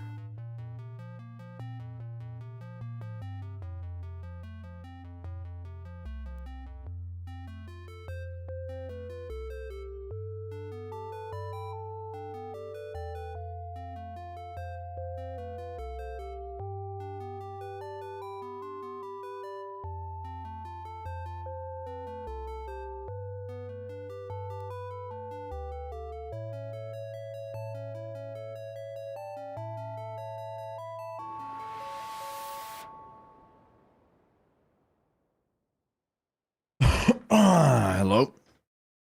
Hello? What's up? Hi, Bren. How you Hello. doing? Get some I water. have a headache. Me too. Yeah, I got water here. You too? Yeah. Yeah.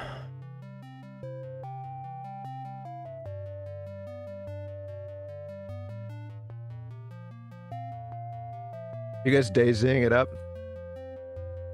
After this, Yeah. I'm going to bed. I might join you if you join. If I join instead of going to bed, Elon Musk, welcome to member.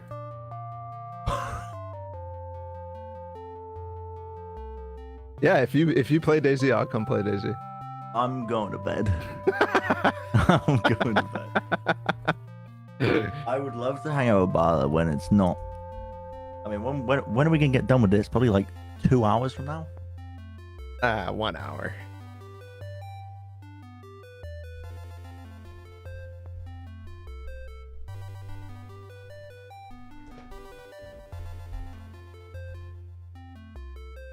Oh, dude, yeah, it's late. I just put my headset back on, but I'm trying not to wake Alice because she's got work tomorrow, and I don't know if this is even helping. I've rolled up a towel and just put it at the bottom of the door. She's gonna trip on it when she wakes. No. I mean, it's underneath my door, but I don't even know if okay. it's helping. No, that helps. That helps. Yeah.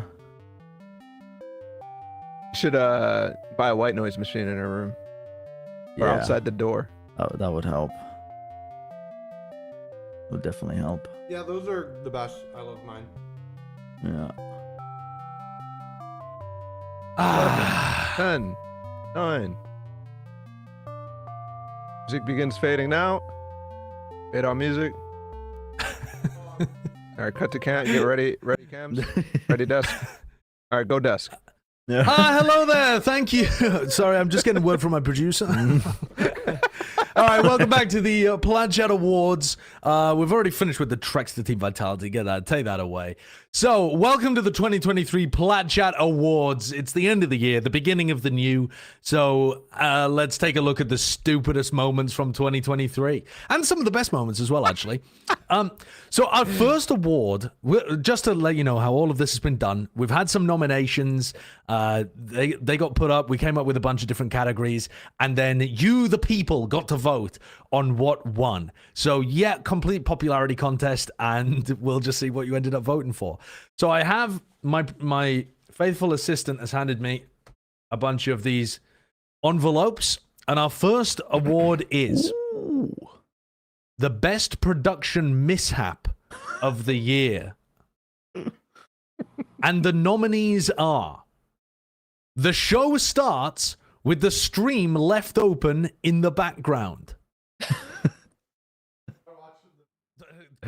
We'll watch the entirety of some of these clips here. Got rid of the desync problem from last week, but Kurt's... listen, I can't accuse Kurt of trolling because I'm the whole reason that this episode is like half an hour late. I've got an admission for you guys. I'm sorry. I got really drunk last night on Mezcal. Episode is my like wife half was an hour mad at late. me. I've got an admission for you woke guys. up- I'm sorry. Why am I I- got really why drunk am I last night on hearing Mezcal. Mezcal? My wife was mad at me. I've got an admission for you guys. I'm sorry. I got really drunk last night on Mezcal. That's really That's funny. beautiful. Love how you're explaining. Oh yeah, I can't be mad at Kurt because I trolled the last one. Meanwhile, Kurt vehemently trolling. And that, Oh, God. that I'm sure was horrendous for any of our audio listeners, and we've just done it again to you. So, But we added even more reactions on top, so you're welcome. the second nomination for Best Production Mishap is, of course, our recent 10-second audio desync Yeah, between I mean, the Kurt Ascension, yeah, and the they're like- talent. You just cut your mic just cut out as well. Dude, was that a What bit? is going on? Guys, is it? I think. Wait, it's my wife. Hello? Hey, so Pulling their phones out on the bus right now. there's like a checking the 5-second Spotify. delay before Checking, they can hear me. Is that right? Like, what's going on? Like, what's happening right now? There's like a 5 to 10 second delay before you guys can hear me. It's fucking crazy. I don't know what happened. I just want to explain Yeah, maybe that's It's to so the difficult to audio listen to. listeners and the viewers. Kurt has just moved it. It's so, So that difficult was to a listen pretty to. bad mishap, I'd say.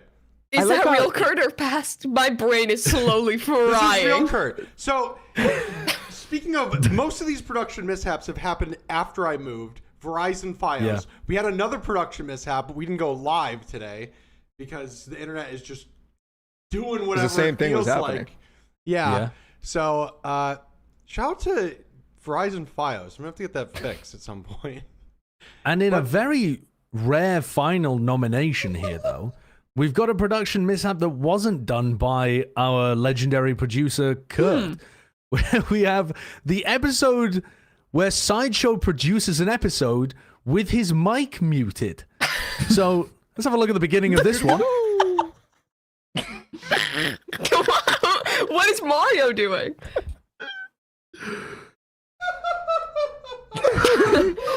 We're live. We're live. I see us. Let's go. Josh, Yes, I love it's that every working. time you're Genuine talking, you excitement. just look like you're the analysis Babby's emote. first stream, yeah. Me checking the It takes chat. us so long. How long? How long? Josh, you're muted. You're muted. Is he actually? You're muted. What's the time, Kurt? What was it, like 40 Christ. seconds?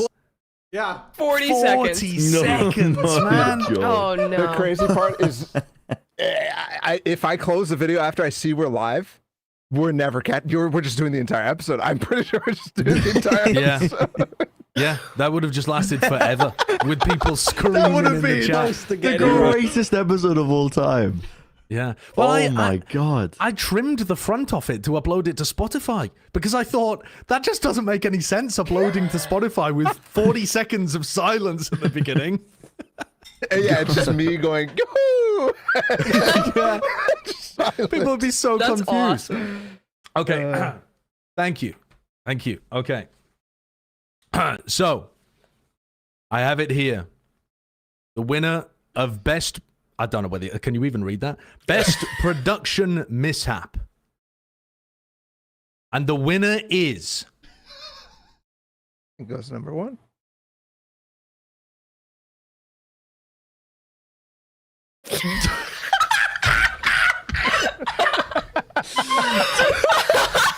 Oh, sorry. It's Sideshow's mic being muted.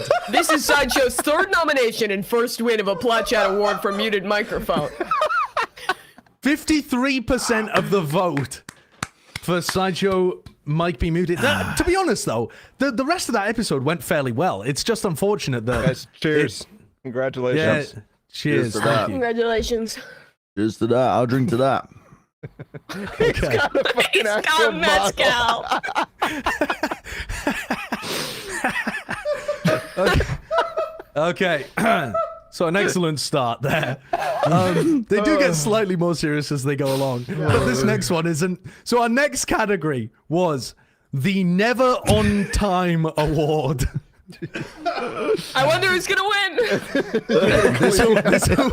This award going out to the person who the audience believes is never on time. Now, the nominees were Bala, Mimi, Sideshow, Wyatt, and Bren.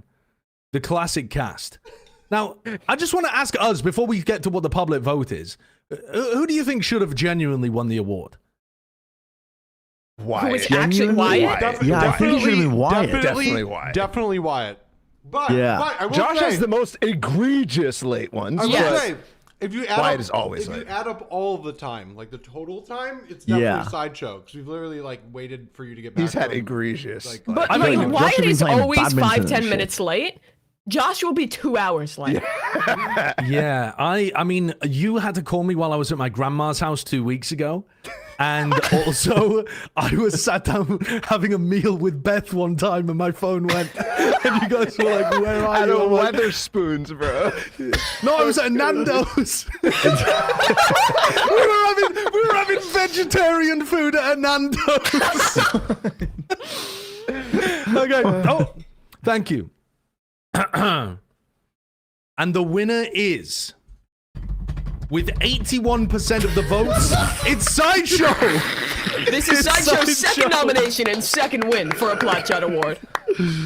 Cheers to that. Fucking amazing. Cheers, I'll my drink to friends. that. I'll drink to that. Congratulations, Josh.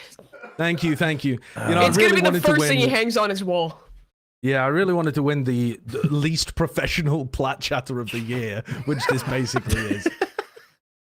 Our next category, though, getting into the serious ones, the one that people care about the most, the Best Match of the Year award. Oh. Our nominations are, so we can't play full highlights, we can't play the full match, obviously, for these. But our nominations Just play it like are, the B movie at 100 times speed and we can process it all in 3 seconds. every time you smile at the match, it gets 10% faster. It's Loud versus NRG at Lock-In. That's our first nomination. Does anyone have any fond memories of this game? I remember it being a banger. Like, oh, the Cowanzine 3K on Fracture at the end. Was insane. Yeah, I was Yeah, watching this genuinely match ridiculous. with Emery in the living room, and she was going crazy for fucking Loud. It was so exciting. She was going, Kazi did that glitch. She's like, yeah! That's sick.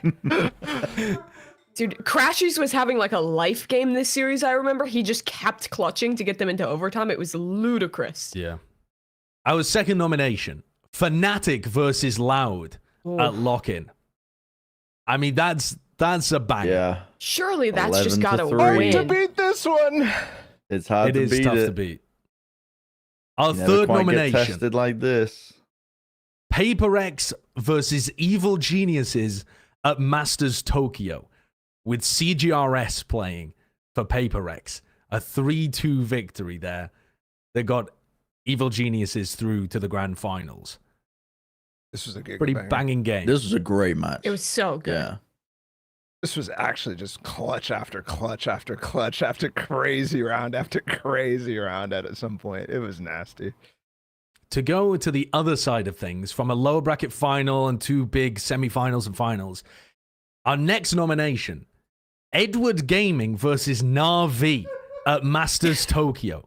The first win that a Chinese team got at VCT that then catapulted EDG on a run where I think they made like 5th, 6th at this event, something like that. Yeah. And was a bit more of like the downfall of Na'Vi, except that they played all right at Champs as well. But yeah, banging game though, banging game. Again, clutch after clutch, so good. Was this the one that the Kang Op highlight is from? Yes. Yeah. I mean, we don't have this award, but pop-off of the year, definitely. Oh, actually, though, versus King at lock-in, the like stand-up thing. Standing up, but that wasn't caught on camera, though, was it? It was. It was at the very end of the game. Oh, it was Demon One standing on a desk. Dude, Demon One on the desk is also sick too. That was yeah. Yeah. I mean, there's like that iconic photograph that's just like, it's so good. Okay, and our final nomination for Best Match of the Year, Shopify Rebellion versus Team Liquid Brazil at the Game Changers Champions.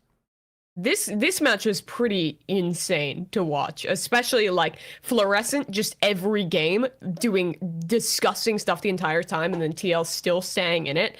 They had like so many clutches throughout this one, and it was really exciting to watch with the Brazilian crowd, similar to the loud games that we have on here.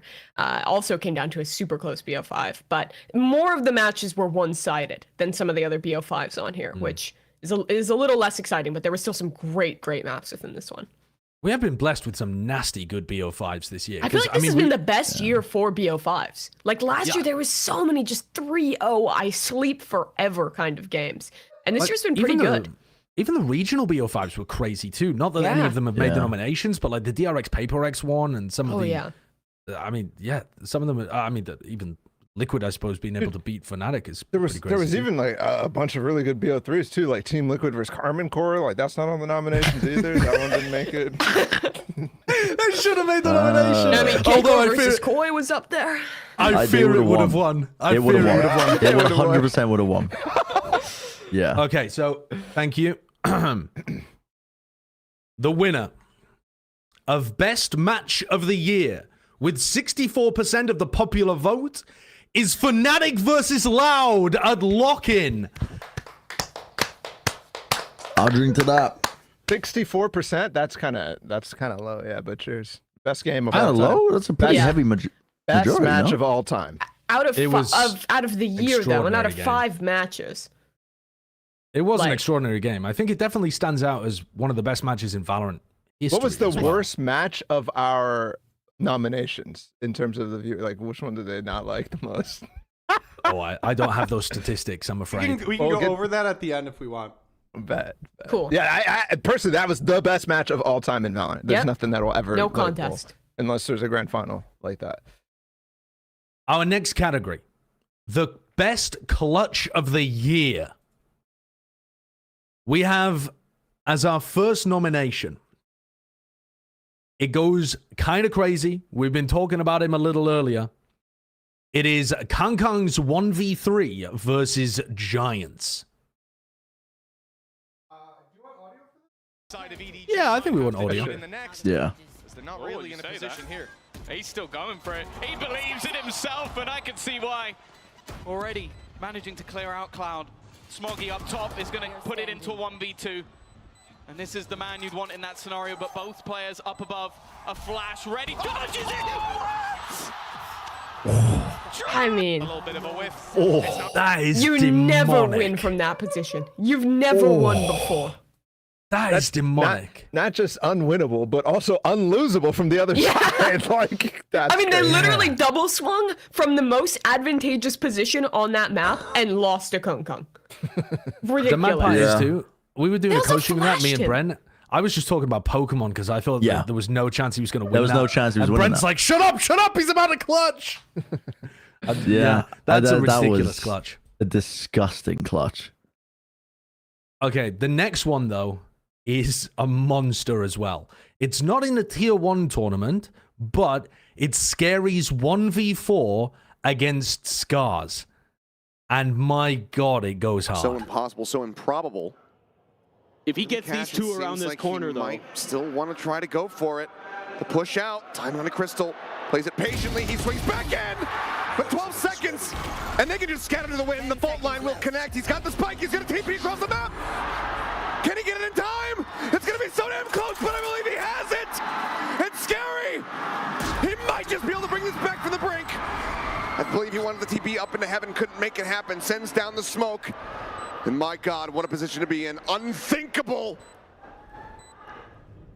certainly not Achilleos. Certainly not. Ooh, counter TP here from Tornico. Oh, but cancels it. He's gonna check one. Gets the headshot. He gets the ace. Scary. The hometown hero. And the stakes of that round too, to like close out the series, to win, that is monstrous. I mean, the fact that it just has everything. You got your teleport, you got your like last second plant, you got the ace as well on top of the 1v4. Him doing it in front of his home crowd. All right, let's move on to the next nomination. The next one is a clip from Overwatch League where Carpe wins. No, it's not really. It's not really. But it is a Carpe 1v5 versus Foot.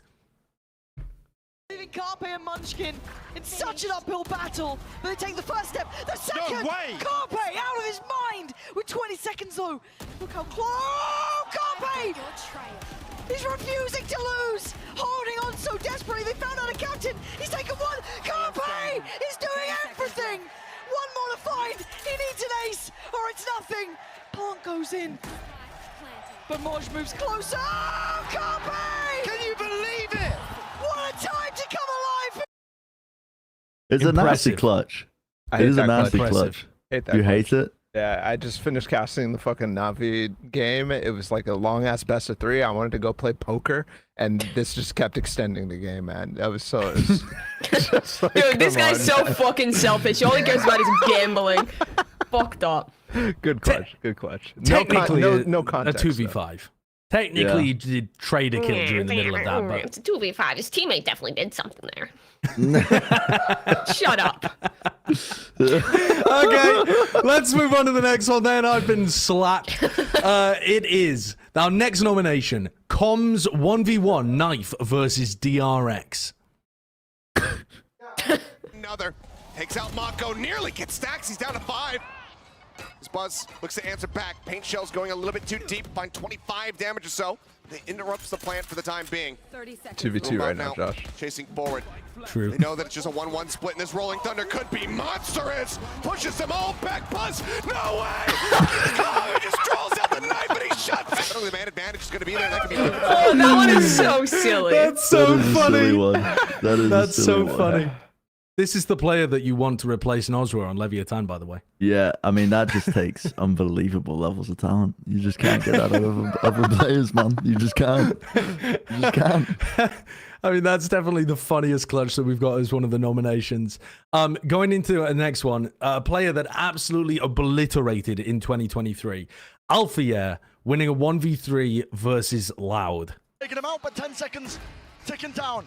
The spike will be planted. An extension once more. Updraft. Aspas hunting for information, hunting for a glimpse, a glimmer. Anything to make this doable. A tap on the spike, Aspas! Jet Force, it's all down to Alpha. Noise everywhere, the double swing! Spray down! Also 1v2, Josh. I mean, you're just fucking horrible. Yeah, it was a at this. 1v2. Names. You guys can make fun of me. Don't make fun of Josh. A little punch. I'm reading them out, okay? I'm being put in a bad position over here. Anyway, yeah, Crazy clutch. that is outrageous. And more, I don't think the quality of the play there is the thing that's as ridiculous. It's that knowing the context of the fact that they've also won the previous, 7 rounds in a row or something to get to Yeah, that it's point. the stakes Wild. involved. Context. So, our final nomination for the best clutch of the year in 2023 is Com versus Paper Rex. Hold on. Nice, good adjustment. See, I didn't say the numbers. This one is much longer because he like rotates around the map. Con went to the school of always flanking. Yeah, I mean, He's this is never not been insane. flanking. This is an insane flank. He's still got some time. You can By the way, 1.2 to this you can- point, yeah. he's 24 and 9 on Sova. Yeah, He's 2 times he's this. hit like 3 clutches already at this point, I think. Yeah. If he goes up into heaven, this is going to open him up for an opportunity. He's still got that recon dart too. They're not looking for this. They are not expecting this. It's Can ridiculous. he do it once again? Something. It's going to be the freebie, but he's going to play this out patiently. He wants to spot them both. Can he make the transition? Yes, he can! Come! Never backs down! Never! If Never I'm back Paper down, X never there, what? Never, Never give the up. Nick 830. That's That's great. right. Let's go. I'd lose my mind if I was Paper X in that situation. Like, what? Did they give Silver a teleport? How the hell's he got I that? love the fact that he never waits a beat. His brain always says, "Oh, so I'm gonna flank. I'm always gonna flank." There's not a single moment of hesitation. Instantly, just full sprints, knife out through mid. Yeah. Oh, thank you. This one's hard. The best clutch of the year, as voted by the Plat Chat audience, with 32% of the vote, Scary's 1v4 versus Scars. I don't think it was the most impactful clutch if you compare it to something like the Alphiar one, where the moment makes the clutch. This one was just raw. The clutch makes the clutch. It was just so well played. The shots he's hitting, the last second one, it has everything you could want. It really is crazy. The teleport into the last second plant, into the push, and Achilles, like the casting, setting it up the whole time as well.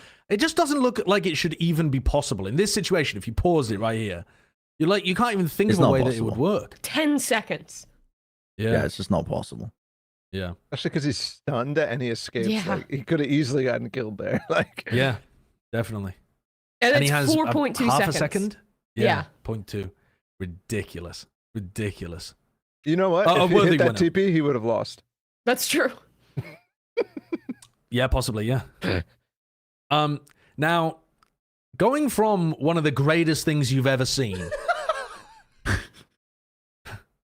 to our next award, the worst PR move of the year. A lot of competition here. A lot of Yes. nominees. There were plenty of nominated moments, plenty of competition, you're right. So your nominations were Evil Geniuses drop their Game Changers roster immediately following Game Changers Championships. What about the next one? Next nomination. Evil Geniuses force their world champion VCT roster to take pay cuts. That was a bad one. That's a bad one. Really, this one's about somebody else. Yeah. Your third nomination. Evil Geniuses drop out of LCS. It's not even Valorant related, man. It's not even related. There's just no need. I mean, there's no need, is there? Again, I'm just reading them out. Right. Sorry. Veneer of professionalism. Thank you. Ooh. The worst PR move of the year, as voted by the community, with 87% of the popular vote. It's EG forcing their team to take pay cuts after winning VCT champion. This is Evil Genius's third nomination and first win for worst PR move of the year. I'll drink to that. I mean, this, honestly, the way that we've even phrased it, it makes it sound better than it was. True. Because it Actually wasn't does. just that they took pay cuts, they actually snarled up the entirety of the offseason this year. Yeah. Did you see Contract that when jail. NRG were like the NRG staff were talking about like the pickups that they got with Demon One and Ethan? One of them was, I think it was the owner, CEO of NRG being like, special thank you to, our manager for having a really good game plan and just, having to convince us and get us on board with it. And I just fucking know he was talking about the game of chicken that we were talking about where we were telling them, just hold out, hold out, just hold out. They're going to fold. They're going to fold. They got nothing. Yeah. They're bluffing. Like, Unbelievable scenes from EG this year. You know, they really did make their mark on esports. Above and beyond. Yeah. Yeah. Well, from us clowning on esports organizations to everyone in the world clowning on us. The next category is worst take of the year. And your nominees. and then you go. Wait for it, Kurt. Wait for it. You'll never guess the first one, guys. Yo, fucking hell. Your nominees are Sideshow with Go On a Run. Accomplishing anything by winning. Yeah, what? You get your pity win over MIBR and then you go. What if they go on a run? Go on a run? That was going to be... The 0 and 9 team is gonna go on a run. They've had a month and a half. I think it's possible, Josh. Look at this. It's possible. I'm afraid it's over possible. for crew. God, I'm so fucking smart. Jesus Christ. Dude, Kurt is so fucking smart. Yeah. Yeah, that aged well. Yeah. That was a good take. They did go on a run. The next nomination is Team Liquid is gonna go deep at lock-in. Who said this? Interesting. Let's find out. Let's just do one more, maybe two more. Okay, Paul, you want Team Liquid? Team Liquid, are they being slept on? I think Team Liquid are going to go deep as fuck in this tournament. Listen, they're calling me crazy. Everyone's calling me the crazy guy screaming at the clouds because I have them beating Na'Vi, and I very well may be the crazy guy screaming at the clouds that I have them beating Na'Vi. But I do have Liquid going deep in this tournament. I think they're being slept on. Do you guys think they're being slept on? I rate this team. Personally. I rate this team too. I think they're being slept on. But then again, they're going to lose to Na'Vi, so like... Okay, so also wrong. Wrong. Yeah, I mean, just to remind people what happened at lock-in, it was probably the worst performance that we'd seen of any top. I mean, Liquid definitely get the award for worst and best team at the same time of the year, right? I don't know how to phrase that, but largest range, like that would be an award if you were an actor. Most improved. But, well, no, they still were... Yeah, I don't... That's yes, not I real. mean, that's true, but they deliberately tanked the Is it first really tournament most in order to improved? get It's there. most disimproved, probably. Sure. I mean, this first game was like something special. If you ever want if you ever want to hate yourself, go back and watch this game on Dude, the Icebox? No. It was appalling. No. I feel like if we did best match of the year, it would have been between this and Carmen Core. Any of their games. And it's just a beautiful competition. Yeah. The team that won EMEA, by the way, and did atrociously. I mean, this was before they had really got their shit sorted, though. This was just an aberration. All over the place. Anyway, moving on. The next nomination is plenty of people picking 100 Thieves to beat Fnatic at lock-in. 100 Thieves. 100 Thieves. 100 Thieves. That's pretty much it. That's it. We didn't even think about it. It's just like, yeah, 100 Thieves. I 100 watched the whole Thieves. thing back. Just That's the 100 worst. Thieves, yeah, of course. That's awful. That's the worst. Oh. We Despite didn't even saying, Like tons entertain of reasons. I was like, yeah, Fnatic is gonna choke. Like this is the choke test, and they're gonna choke. They had previously been a team that choked a lot, despite looking like they were incredible previously. We knew that Fnatic were a super team. We just thought that they would run into the same choking problems. And we massively overrated 100 Thieves. Massively. Yeah. The next nomination. Forsaken. Okay, I don't like the way that you've written this, okay? But I don't think this was really the take. But I'll read it as written. Sideshow. Forsaken has a limited agent pool. Because just running double duelist every game is it's like I said, it's squandering a great opportunity for this team to genuinely be in that S tier. I think they've got the like raw potential, maybe one roster move even, but more important than that, the way that they think about the game and the way that they craft their comps and their game plans needs to adjust. They can't just have this, two-tipped spear going in and nothing else going on with their game and always play high tempo and always be trying to run duelists. And it's just doesn't make sense. Yeah, I think it's been lacking. I may have clipped the wrong part of this. The weaknesses of their playstyle. Possibly. I think kind of got to the point, though. You said earlier, something about the lines of Forsaken only playing Yoru. Yeah, Forsaken was only playing like Yoru and I think it was Yoru and Jet, and he needed to step up and showcase that if his teammates think he's the most flexible player in the world, he needs to go and show it or prove it or something. He did. Based take, actually. Yeah, actually, good take. I loved posting that TikTok and people just being like, I can't believe this guy is such an idiot. I'm like, what are you guys talking about? That's not like at all what he asked and he delivered. Cool. Yeah, I said, I mean, if you're going to tell me that Forsaken can play every agent, I want him to do it in a match, and then he did, and he was much better than when he was playing Jet all the time. Our final nomination, America's Week 3. We all think Furia is the best team in Americas. And I don't know whether we even have... There is no clip attached to it because it's basically like an entirely long discussion about, they're just the best. We said it extensively on this show. We did 2 entire segments on Americas about how Furia was going to be the best team ever, and spent like an entire week just espouting the virtues of this team. Week 4, they choke like all shit and are bad for the rest of the year, pretty much. It's awesome. Yeah, they got rolled by Loud immediately after, I believe. Yeah, and then they just went on a death spiral. Dude, Khalil was looking like the best player in the game for like those first 2 one weeks. Is that all the takes? Those are the ones worst that we takes, got. yes. Why? Do you remember some worse ones? Go ahead. No. Yeah, sure. Go on, Brent. Go ahead. Come on, at least one. Go on. There was something about like a player begins with A. Like that I had an opinion about. Alpha, yeah. Bren thinking that Alpha, was not good. Top 20. Not a top 10 player. Not a top 20 player. Not a top 20 player. Yeah. Barely Wasn't even a good top 30. sentinel. He was only a raw But it's not power. in the list. It's not on the list, so it didn't happen. Honestly, out of these, that is the worst fucking That is take. the worst.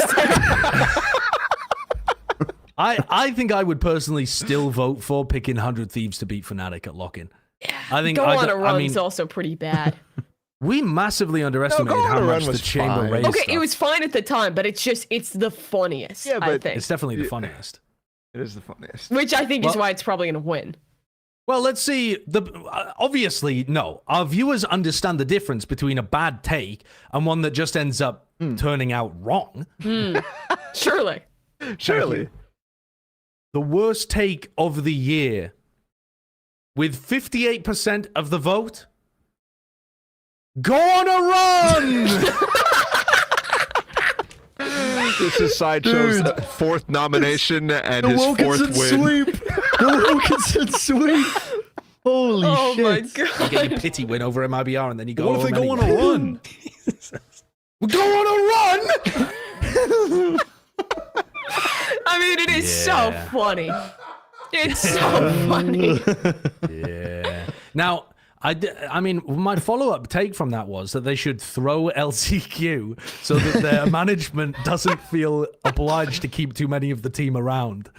And they've still got 3 of that team, although 3 pretty decent players. But they've been losing every game since LCQ. We'll see. We'll revisit that one. That might be the only games that they win in a year. That's like the actual take too, and let's see. Okay, so our next one, we get back to more serious topics with our next category. It is the team of the year, which is something that we were discussing ourselves as well, because as in previous years, the team that won champions was arguably not the most dominant team of the year. So let's have a look at the nominations. Our first nomination is Fnatic. Team that won the first time back-to-back makes a lot of sense. Our second nomination, Evil Geniuses. Pretty I solid. mean, the Rubbish org PR did a lot moves, of right? trolling. But the team itself, the players, insane year from one of the worst teams in Americas to finalists at Tokyo to winning champions. They were insane. They had like the biggest turnaround that anyone's ever had in Valorant. Yeah. Your third nomination, Paper Rex. Great year. Your fourth nomination, Loud. Nothing. Okay, good. I don't even have images prepped for this. Okay. And your final nomination was like you could submit your own team. Boo. That was a bad decision on my part. So I can reveal that the Plat Premier team got 2 votes via people writing us into the ballot. Let's fucking go. Yes. Oh, out of how many votes? Sorry, like. Oh, I don't know. It was like 5,500. 5,000 votes. I'll take that. Hey, that's a big percentage, Well, one of them baby. was me, but it's all good.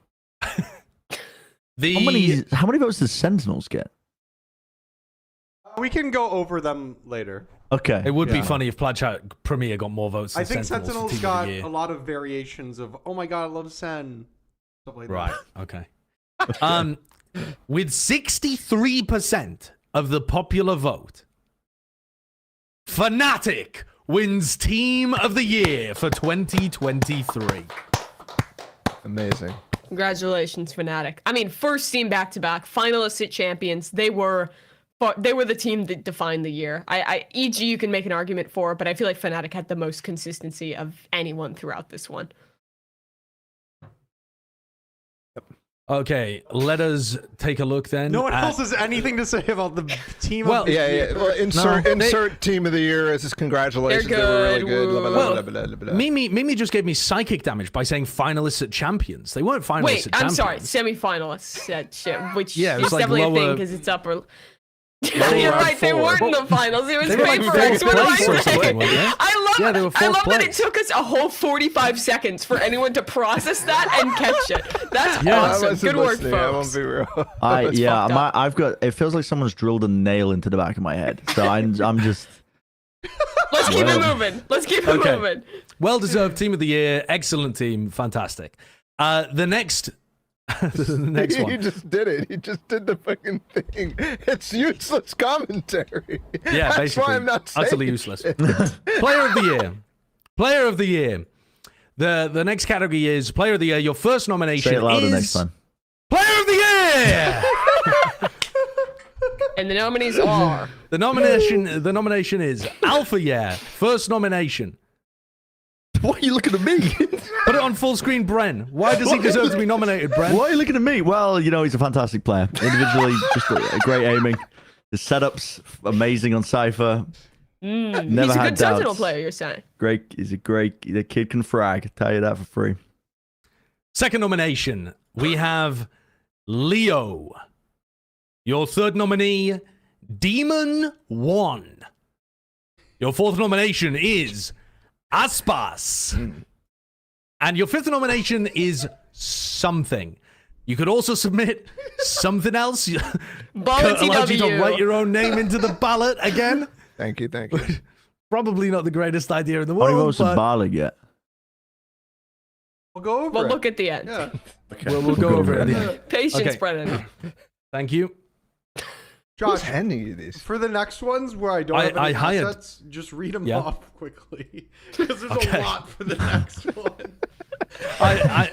I hired our stats producer, Space, to just stand off screen and hand me envelopes for this. I He flew all the him way out to the UK. Yeah. So the winner of Player of the Year 2023 with 42% of the votes is Demon 1. Wait, what? Yeah, Fucking Demon 1. Robbed? Alpha, you're robbed? Baller robbed. I feel like Demon 1 had a great story this year as well, though. Obviously, he didn't play at the start of the year very much, so winning Player of the Year when you didn't play that much at the beginning is a little difficult, but he did go crazy. He went to the finals of an international tournament. Was one of the main reasons EG turned it around to even go on their run. Won champions in his rookie year. No shit, he's Best the player player of of the champions year as well. Yes. I think, right? No shit. This is like the easiest, most. Yeah. No, it's Who else? not. Who else? Alpha year. Who else? Alpha year. Oh no. Are you serious right now? Yes, I'm serious right now. Alpha didn't win champions. He's been playing forever. Demon One had the whole story of showing up in tournaments. Don't care, not champions. If you count Red Don't Bull. care. I don't know who else won Then two who won? tournaments.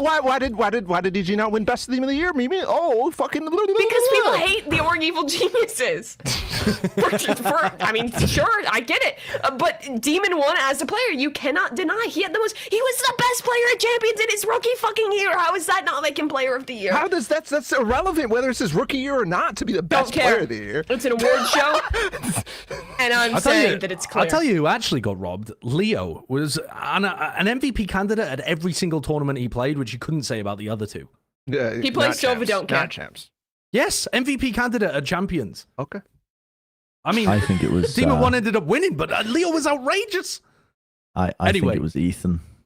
Shut your fucking Shut up. mouth. Next award. Let's move on. Our next award is the best guest of the year, and this is basically just. You were allowed to vote between all of the different guests. So rattling them off, special thanks throughout the year to Chobra, Thinking Man's Valorant, Achilleos, MCE, Ryan Central, Sliggy, Ender, Sean Gares, Paper Thin, Leo Ferrier. Oh, you always mess up his surname, man. Mel, Vansili, Esports, Doug, and Minnie. Someone give me a pronunciation guide. Is it Ferrier? Ferrier. Oh. So you two both just said two different things. You both just said different things. Leo F. Leo. Either way, was he your favorite? Was he your favorite drop? Well, I don't know. I need to be space. Hand me the envelope. No, I'm talking about your favorite. Who was your favorite? Oh, my favorite. Yeah. My favorite was the same people all the people voted for. 31% of the popular vote. The Plat Chat audience's best guest of the year was MCE. Ooh. There's a correlation here between the guest that trolled the most and the guest that got the most votes, I think. I mean, he trolled more than any. The amount of decent information he came on to spread throughout this episode, throughout the episodes he was on, excellent, very good guest. I do feel like though, Sliggy should have won. The amount of episodes we put that guy through, he was the super sub this year. Sliggy was our glue horse, wasn't he? A glue horse? Excuse me? What? What He does was that our imply? workhorse. He was our workhorse. Right, you guys that man. Glue horse is a crazy saying. We didn't turn him into glue. We had him on a podcast. We worked him down to the bone. We really did, didn't we? This year, I mean, the amount of coaching he was doing, he was on like 50% of the episodes. Yeah, absolute workhorse. Gonna get turned into glue. I think Sliggy was only on one more than TMV, I believe, as well. So we also worked TMV. But TMV doesn't work that hard, does he? He's a YouTuber. He's not a streamer. He doesn't have a real job like Twitch streamer, unlike Sliggy. Yeah, exactly. Moving on to possibly my favorite nothing award to say that we about have this MC, year. though. Oh yeah, I We forgot said about MC. Well, yeah, we said he trolled relentlessly. And he was a great great. He was guest, really good fucking insight, funny. great trolling, Really very funny. charismatic. Yeah, fantastic. I'd love to get more coaches and players on if they're as down to clown. Go finesse. Finesse, come on, bro. Come on. Let's go. Moving on to the next category. Our next category is the best rant of the year. And your nominations are, we'll get back to watching some of these videos. Your nominations are Bren's DRX rant.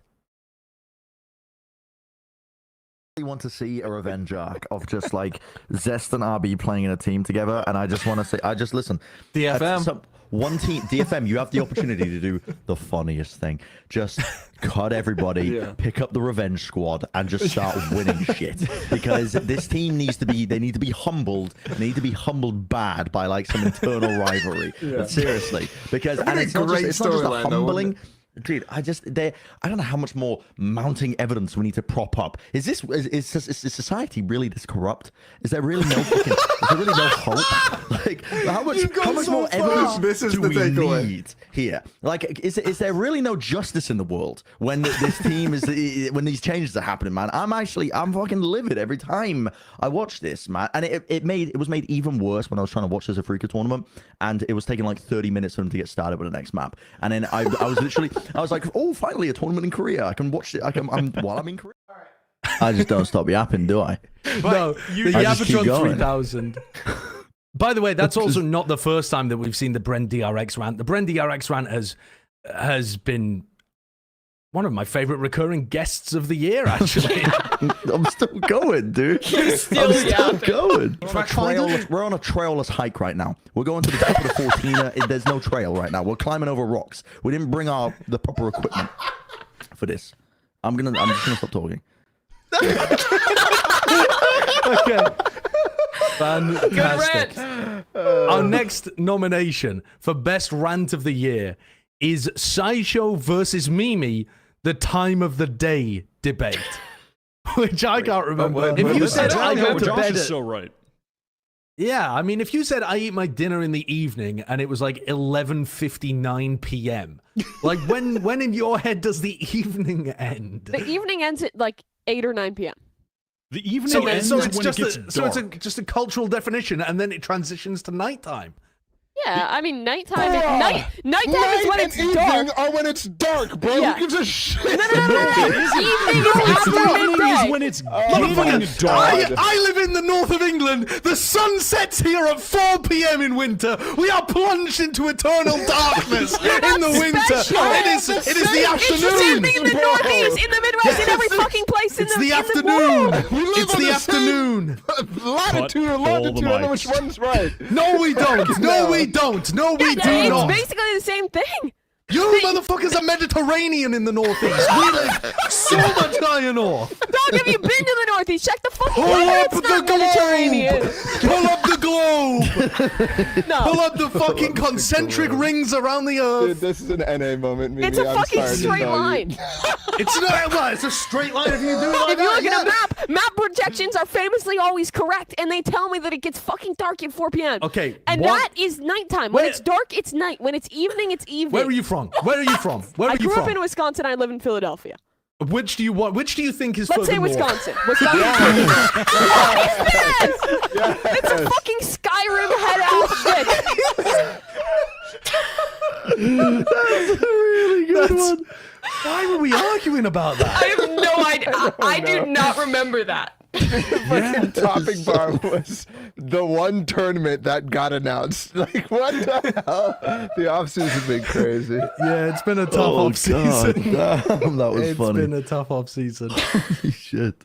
Our next nomination for Best Rant of the Year is an absolute classic. It's Bren's Paper X rant. You get shot, you die. And all of a sudden, you're amazing again. Paper X are the fucking worst nightmare of the armchair analyst. They do not make sense as a team. They make confidence-based decisions. They play the game exactly how the fucking MOBA crowd hates it. Listen, there's a subsection of player base out there that thinks the game needs to be defined down to the fucking numbers, the analytics, pushing up my glasses. Oh, this lineup from this particular angle. Oh, this composition doesn't work in theory because this particular section of util. You're gonna get shot in the face. You're gonna lose the round. It's a gun game. It's an FPS. If you want But 100 that, Thieves isn't shooting if you anyone. Want that, play Overwatch. If you want that, play League of Legends. Play a different fucking game. This is Valorant, you motherfucker. You get shot, you die. You get shot, you die. You get shot, you lose the round. You lose the game. It's an FPS game. Oh my god. So is that why 100 Thieves should not make a roster change? I think they just need a mentality shift. Why are you how does that have anything to do with 100 Thieves? I can't remember. The beauty of all these clips is looking at the topic bar and realizing every single one of these rants has absolutely shit all to do with what we're supposed to be talking about. I do feel like, though, perfect way to run a podcast. you get shot, you die has had the most cultural impact of any of the rants on the show. I see people in like Twitch chat in like fucking rank games will reference you get shot, you die. Yeah, much like they have Shroud. Yeah. Sometimes I get possessed. It's when it's a good one when my head starts inflating with blood and it can't deflate properly. Like you can just see the blood pooling here because I'm shouting too much. Our final nomination for the best rant of the year is Sideshow's Calming Core rant. Oh, they're classic. The 4 video long rant? No, not the 4 video long one. So my favorite on Ascent was round 17, where XMS has an op. So Nivera, I mean, they could be running a comp where, you know, they actually have an opper that's in a good position to do something. They don't even have Nivera opping. They have XMS opping, and he smokes himself off. He uses both smokes at the beginning of these rounds every time, so he doesn't have them for the mid-rounding. He smokes himself off, even though he's holding mid, and they can't pivot at all, and then Scream misses his molly over the top of Cat, and Rekar gets distracted by how badly it missed. Rekar's in a bad position, and he still gets the kill. Look at this. Look at this missed molly coming up here. Look at it. God, it's so good. It's like one of the first times they've thrown util. Watch it on the top right. Look where it lands on the top right of the screen. Scream throws it. It's supposed to go towards Generator. It would have flushed out Nats. He's inside his cam. Oh, here it comes. Here it comes. Rekar's in an awful spot. What's he gonna do? Here comes the nade. Up and over the top. Look at this. Look at where it lands. That's on top of Cannon. Oh no. And they're just and their sight hitting with 20 seconds left as well. They're not hitting the 70 talking about. Well, I mean, I guess they're trying. What are they doing? What are they doing? This is even worse than I remember, bro. I don't think. Holy shit! It's Dude, deplorable. It's actually crazy bad Valorant. Fucking smoke at mid is the funniest shit in the world. Dude, we had a hard time this year, didn't we? Oh, I mean, it's gonna get worse next year as well. I think there's gonna be some teams in China and some teams that are just exploding in APAC as well that might be pretty bad. Not Calming Core bad. Maybe not Calming Core bad. Not that bad. That was a that special. That was like they need to study that as a case study of the inner workings of that team. How did that happen? I can't tell you. I mean, it was like seriously. That was like what Liquid were playing like during lock-in, and it was like, have you just been memory wiped? What's occurred? Do you know what game you're playing? Are you okay? Actually, people need to go and do a wellness check on the players halfway through the game. Fucking hell. Okay. Oh, Jesus. So those are the nominations. Space, here. Thank you. Okay. The winner of Best Rant of the Year with 66% of the popular vote is You Get Shot, You Die! Let's go, Bren. Congratulations, Bren. Thank you. I'll drink to Unlucky, that. Josh. You tried real hard there. I think the cultural impact of You Get Shot, You Die is unsurpassable. It really is one of the greatest moments I think that we've had. It just summed up it also just hit so heavily with all the duelist mains in ranked and the way that they think about the game. Did. Dude, I saw that clip getting reposted onto like Valorant clip react channels on TikTok all over the place. And I would read the comments and they were like, dude, finally an analyst who knows what he's talking about. They're like, I can get behind this. Like, I can get behind this guy. Our next category is the hotly anticipated funniest moment of the year. There are plenty of nominations for this one, and we're going to go through some of them. Oh, we're going to go through all of them, actually. I don't know why I said some of them. I'm just going to skip a few. The first nomination for funniest moment of the year, Plat Chat 2023, is looking up Sideshow's esports earnings. Let's look up fucking words. Yeah. Let's see what this motherfucker.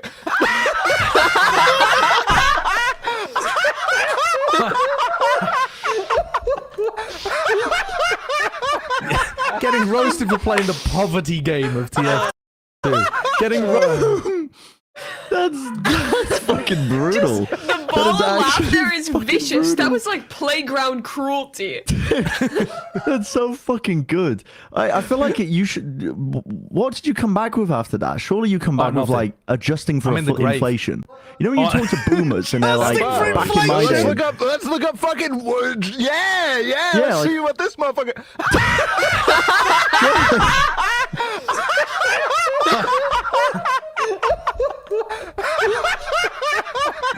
Getting roasted for playing the poverty game of TF2. Getting roasted for playing the let's be honest, poverty game. Inflation. Inflation implies that like I competed 70 years before Bala did. But the way I think about it is TF2 as an esports scene was essentially that one. it basically was the 20s, like the 1920s of in esports terms. Like you think of like Depression old era. sport. No, just like old sport, like athletes wouldn't have got I paid see. that much. Like maybe they did. Like they got paid like crazy amounts in like baseball in the 20s or something. But you know, like athletes would have been, they weren't paid as much. It wasn't as much You mean money it's in like the game. it's like mocking Wilt Chamberlain for his earnings check, basically? Yes, yeah. I feel like that's pretty harsh because like by TF2, Josh like and Wilt Chamberlain. What the fuck are you talking about? He's actually right. I looked in that one. No, he's not. He is, bro. He is. Wilt Chamberlain is the god. Like what? Like he's Yes, 11. me. Like oh No, my god. as far as the salary comparison goes, because yeah, I like looked up the Josh. highest earning TF2 player, and they earn $29,000.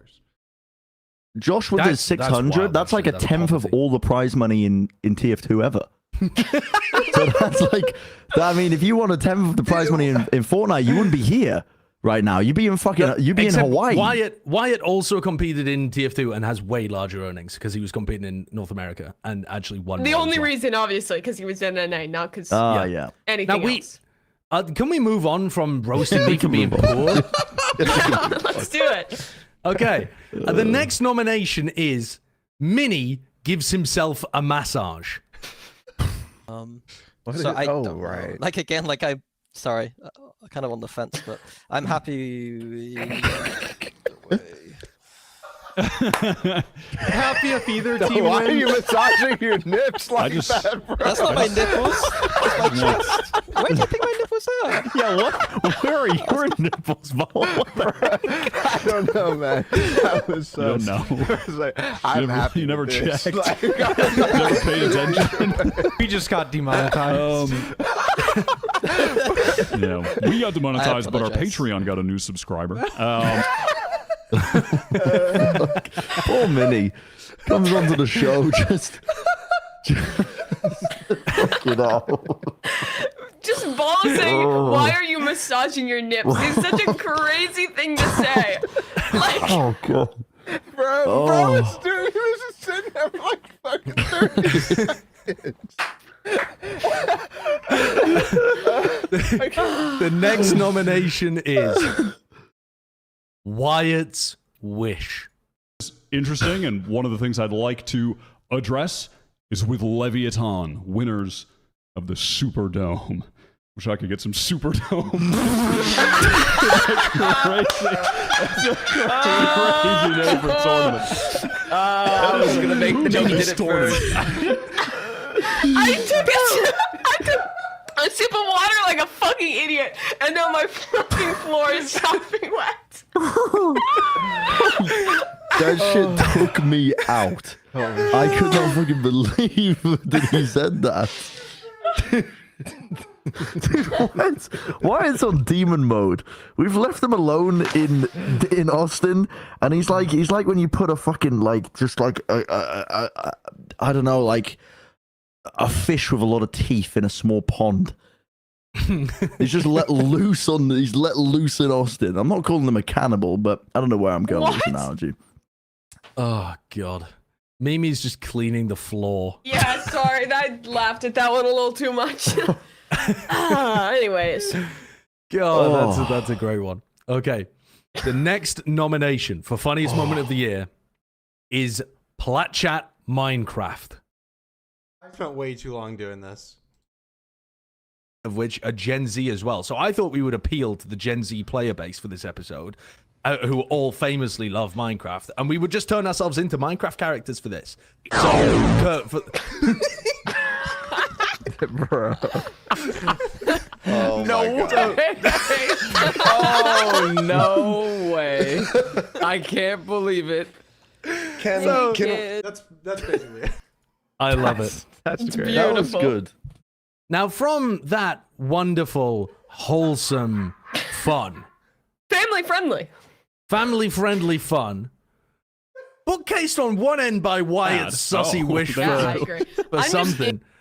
On the other side, our next nomination is titled Baller, quote, "You don't like masturbating?" I'm just I dancing. can't I believe always, I said I don't this. know. I just feel like award shows are very like self-masturbatorial. Not this one. I'm not super into. You don't like masturbate? It's so Moving on, we got esports play-by-play caster of the year. And would you look at no way, dude. These photos they're picking. What? Whoa, excellent transition there by Wyatt. Whoa, look at the funny photos, guys. There's a lot of sussiness happening over there, Baller. Are you okay? I can't believe I said that. Yeah. Holy shit, bro. That was a really good episode. We like That was. We spent half of it voting for the esports awards. half of it looking at pictures of Bren. Like, it was great. What? You what? Yeah. We were just looking at old pictures of you. Oh, you were okay. fucking hot, bro. I mean, you still are, but like, god damn. Oh, 5 seconds ago. I don't know why I've been so sussy in these clips. 10 seconds later. You look so fucking hot, bro. I'm just complimenting my friend. Like, what do you want from me? Yeah. Thank you, Well, Baller. well, that'll be the last sussy clip that we get to. So our next nomination is Sideshow. Quote, Zelsis is tempting this season anyway. When you have Zelsis on the bench, he's such a tempting little addition to your team. No, he's not tempting in that way. He's not tempting in that way. But he's tempting in the sense of like, no, I think he's kind of, I mean, Tempting like what, Josh? Elaborate. tempting like, god damn, bro. tempting like he's caked up on a Thursday afternoon. I don't know. Tempting like he's a really good flex player that you have on the bench, and if someone's struggling a little bit with the meta or a flexibly real decent. take now. That's No, there's Getting one gone more into- part. Oh, is There's there another one- part? Yeah. Oh, sorry. that's why he chose You you. like some flexible. You call them flexible. Amazing. Amazing. I mean, he did end up being too tempting for Sentinels. Yeah. Yeah. Yeah. The final nomination. Dude, I love making Josh squirm when he's the host. Dude, it's so good. The final nomination for funniest moment of the year Fucking hell. is Kurt taking over Mimi's camera. Actually, I know someone who had some insane information about the alpha bracket. Some deep cut street. I mean, I don't know if they're going to even let me does tell this you even guy. matter now, though? No, it is talking crazy. about? It is crazy. For the bracket that already.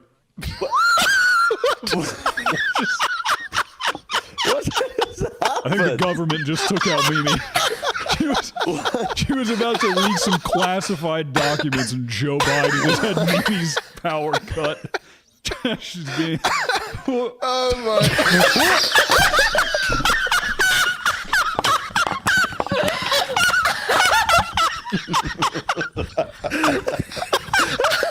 Hey guys. Look. Hi, Kurt. All right, well. You guys cooked that. That was really good. was That so was good. That was a very good one. That is excellent. Oh. Well, Oh. Who do you guys think's What's gonna win? Yeah. Oh, thank you, Space. Thank you. Okay. Who do you think's gonna win? Yeah. Who do you think's gonna win? I kind of like the last Before one I the open this best. envelope. It's got to be the last one, The right? last one was good. The funniest moment of the year. Plat Chat 2023. It's Kurt taking over Mimi's cam with 44% of the votes. Congratulations, Well Kurt. done, guys. Congrats, Kurt. That was a great collab effort, Mimi. Yeah, We great did it. work, great That work. was a very We'll good split one. the trophy. That was a very good one. That's And it. finally, we have our final award. Wyatt's Weekly Award of the Year, yearly award. Wyatt's yearly award. Oh. Some would say the most important. The award. And I'm gonna fix this.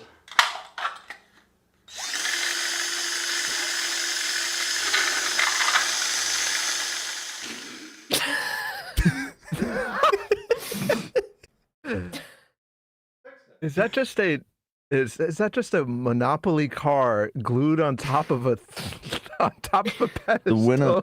Yeah, the winner of the yearly award gets the third place Monopoly trophy.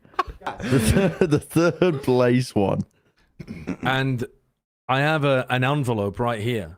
Kurt, Oh. is the name inside this envelope, is this the winner? I don't know. You have to ask Space. He gave it to you. Well, I know, but you've got something different in the document saying message Kurt and he'll tell you, so I'm worried that there's been a last I minute already change. messaged you. There's no changes. You're right. You're right. Okay, excellent. Right, Space, yeah, you can fuck off back to America now, thanks. This guy, he's not staying for dinner. Okay, the winner of Wyatt's yearly award is... Potter! Yo, let's go. It's You Potter, faked me who also out. won the Esports Award Coach of the Year. I think both completely deserved as well. And fucking good luck for 2024. Yeah. Godspeed. Rack the awards up now. Because they're gonna be difficult. If That's what we said you last year. pull this one out, then you better win all the awards for the eternity in esports. Yeah. Yeah. Going from I mean- GOAT to undisputed. Yeah. I mean, what a crazy year from her. From being like so hated and the community rallying behind we need to fire her after like the first after lock-in and then the first part of Americas, and then fucking make it to playoffs, make it to Tokyo finals, win a tournament, win everything, win champions, like the most insane turnaround. You have to give a lot of the credit with EG's success to her this year. And yeah, fucking Godspeed next year. You're gonna have to do it again. I mean, without a core that played in tier 2, without, I mean, maybe with one of the previous players, maybe. Who knows? Yeah. Any assistant coaches? Any resources? Don't Any be silly. reserve roster? Don't be Do you silly. have any reserve roster? No. Don't be silly. I'd Don't ask. be silly. I'd Yeah, ask, but doesn't detract from the accomplishments this year. no, not at all. Not at all. And I think it was a pretty damn good year for Valorant overall, actually. I think it popped off. Considering it was the first year of like the proper VCT system functioning. Yeah, there were definitely problems. There still are problems as well. But I enjoyed it. It was a good year. It was. Yeah. A- This any was a very good year. closing any closing thoughts from any of you on 2023 before we take it out back and shoot it? Yeah, can we get a fucking replay mode? Like, No. Yeah. Replay mode would be nice. And can I go to bed? Yes. Yes. But, okay. Yeah, probably. Good night, everybody. Good night, friend. Good night, Bren. Any closing words, Mimi, for 2023? It was a good year. Go Valorant. Yeah. Yeah. Ola? yeah, this was awesome. Thank you, guys. Thank you, I guys. love you. What Happy the hell is New wrong with Year. you all? Happy New Year. Happy New Year. Possessed New by the Year. spirit of corporate cringe. Just say something normal and human. Happy New Year. I think it's just been Okay, a long yeah. episode. For those VOD watchers, we had to delay like an hour because the internet was just exploding. We're a little tired. Yeah, we did have to delay a while. It's been a long day. Well, a long year. Thank you all for being here for the 2023 awards. Appreciate that. We'll be back with episode 161 fairly shortly. Hopefully there'll be something interesting to talk about. And if not, we'll redesign Icebox for an entire hour or something. But until then, we'll see you. Bye-bye.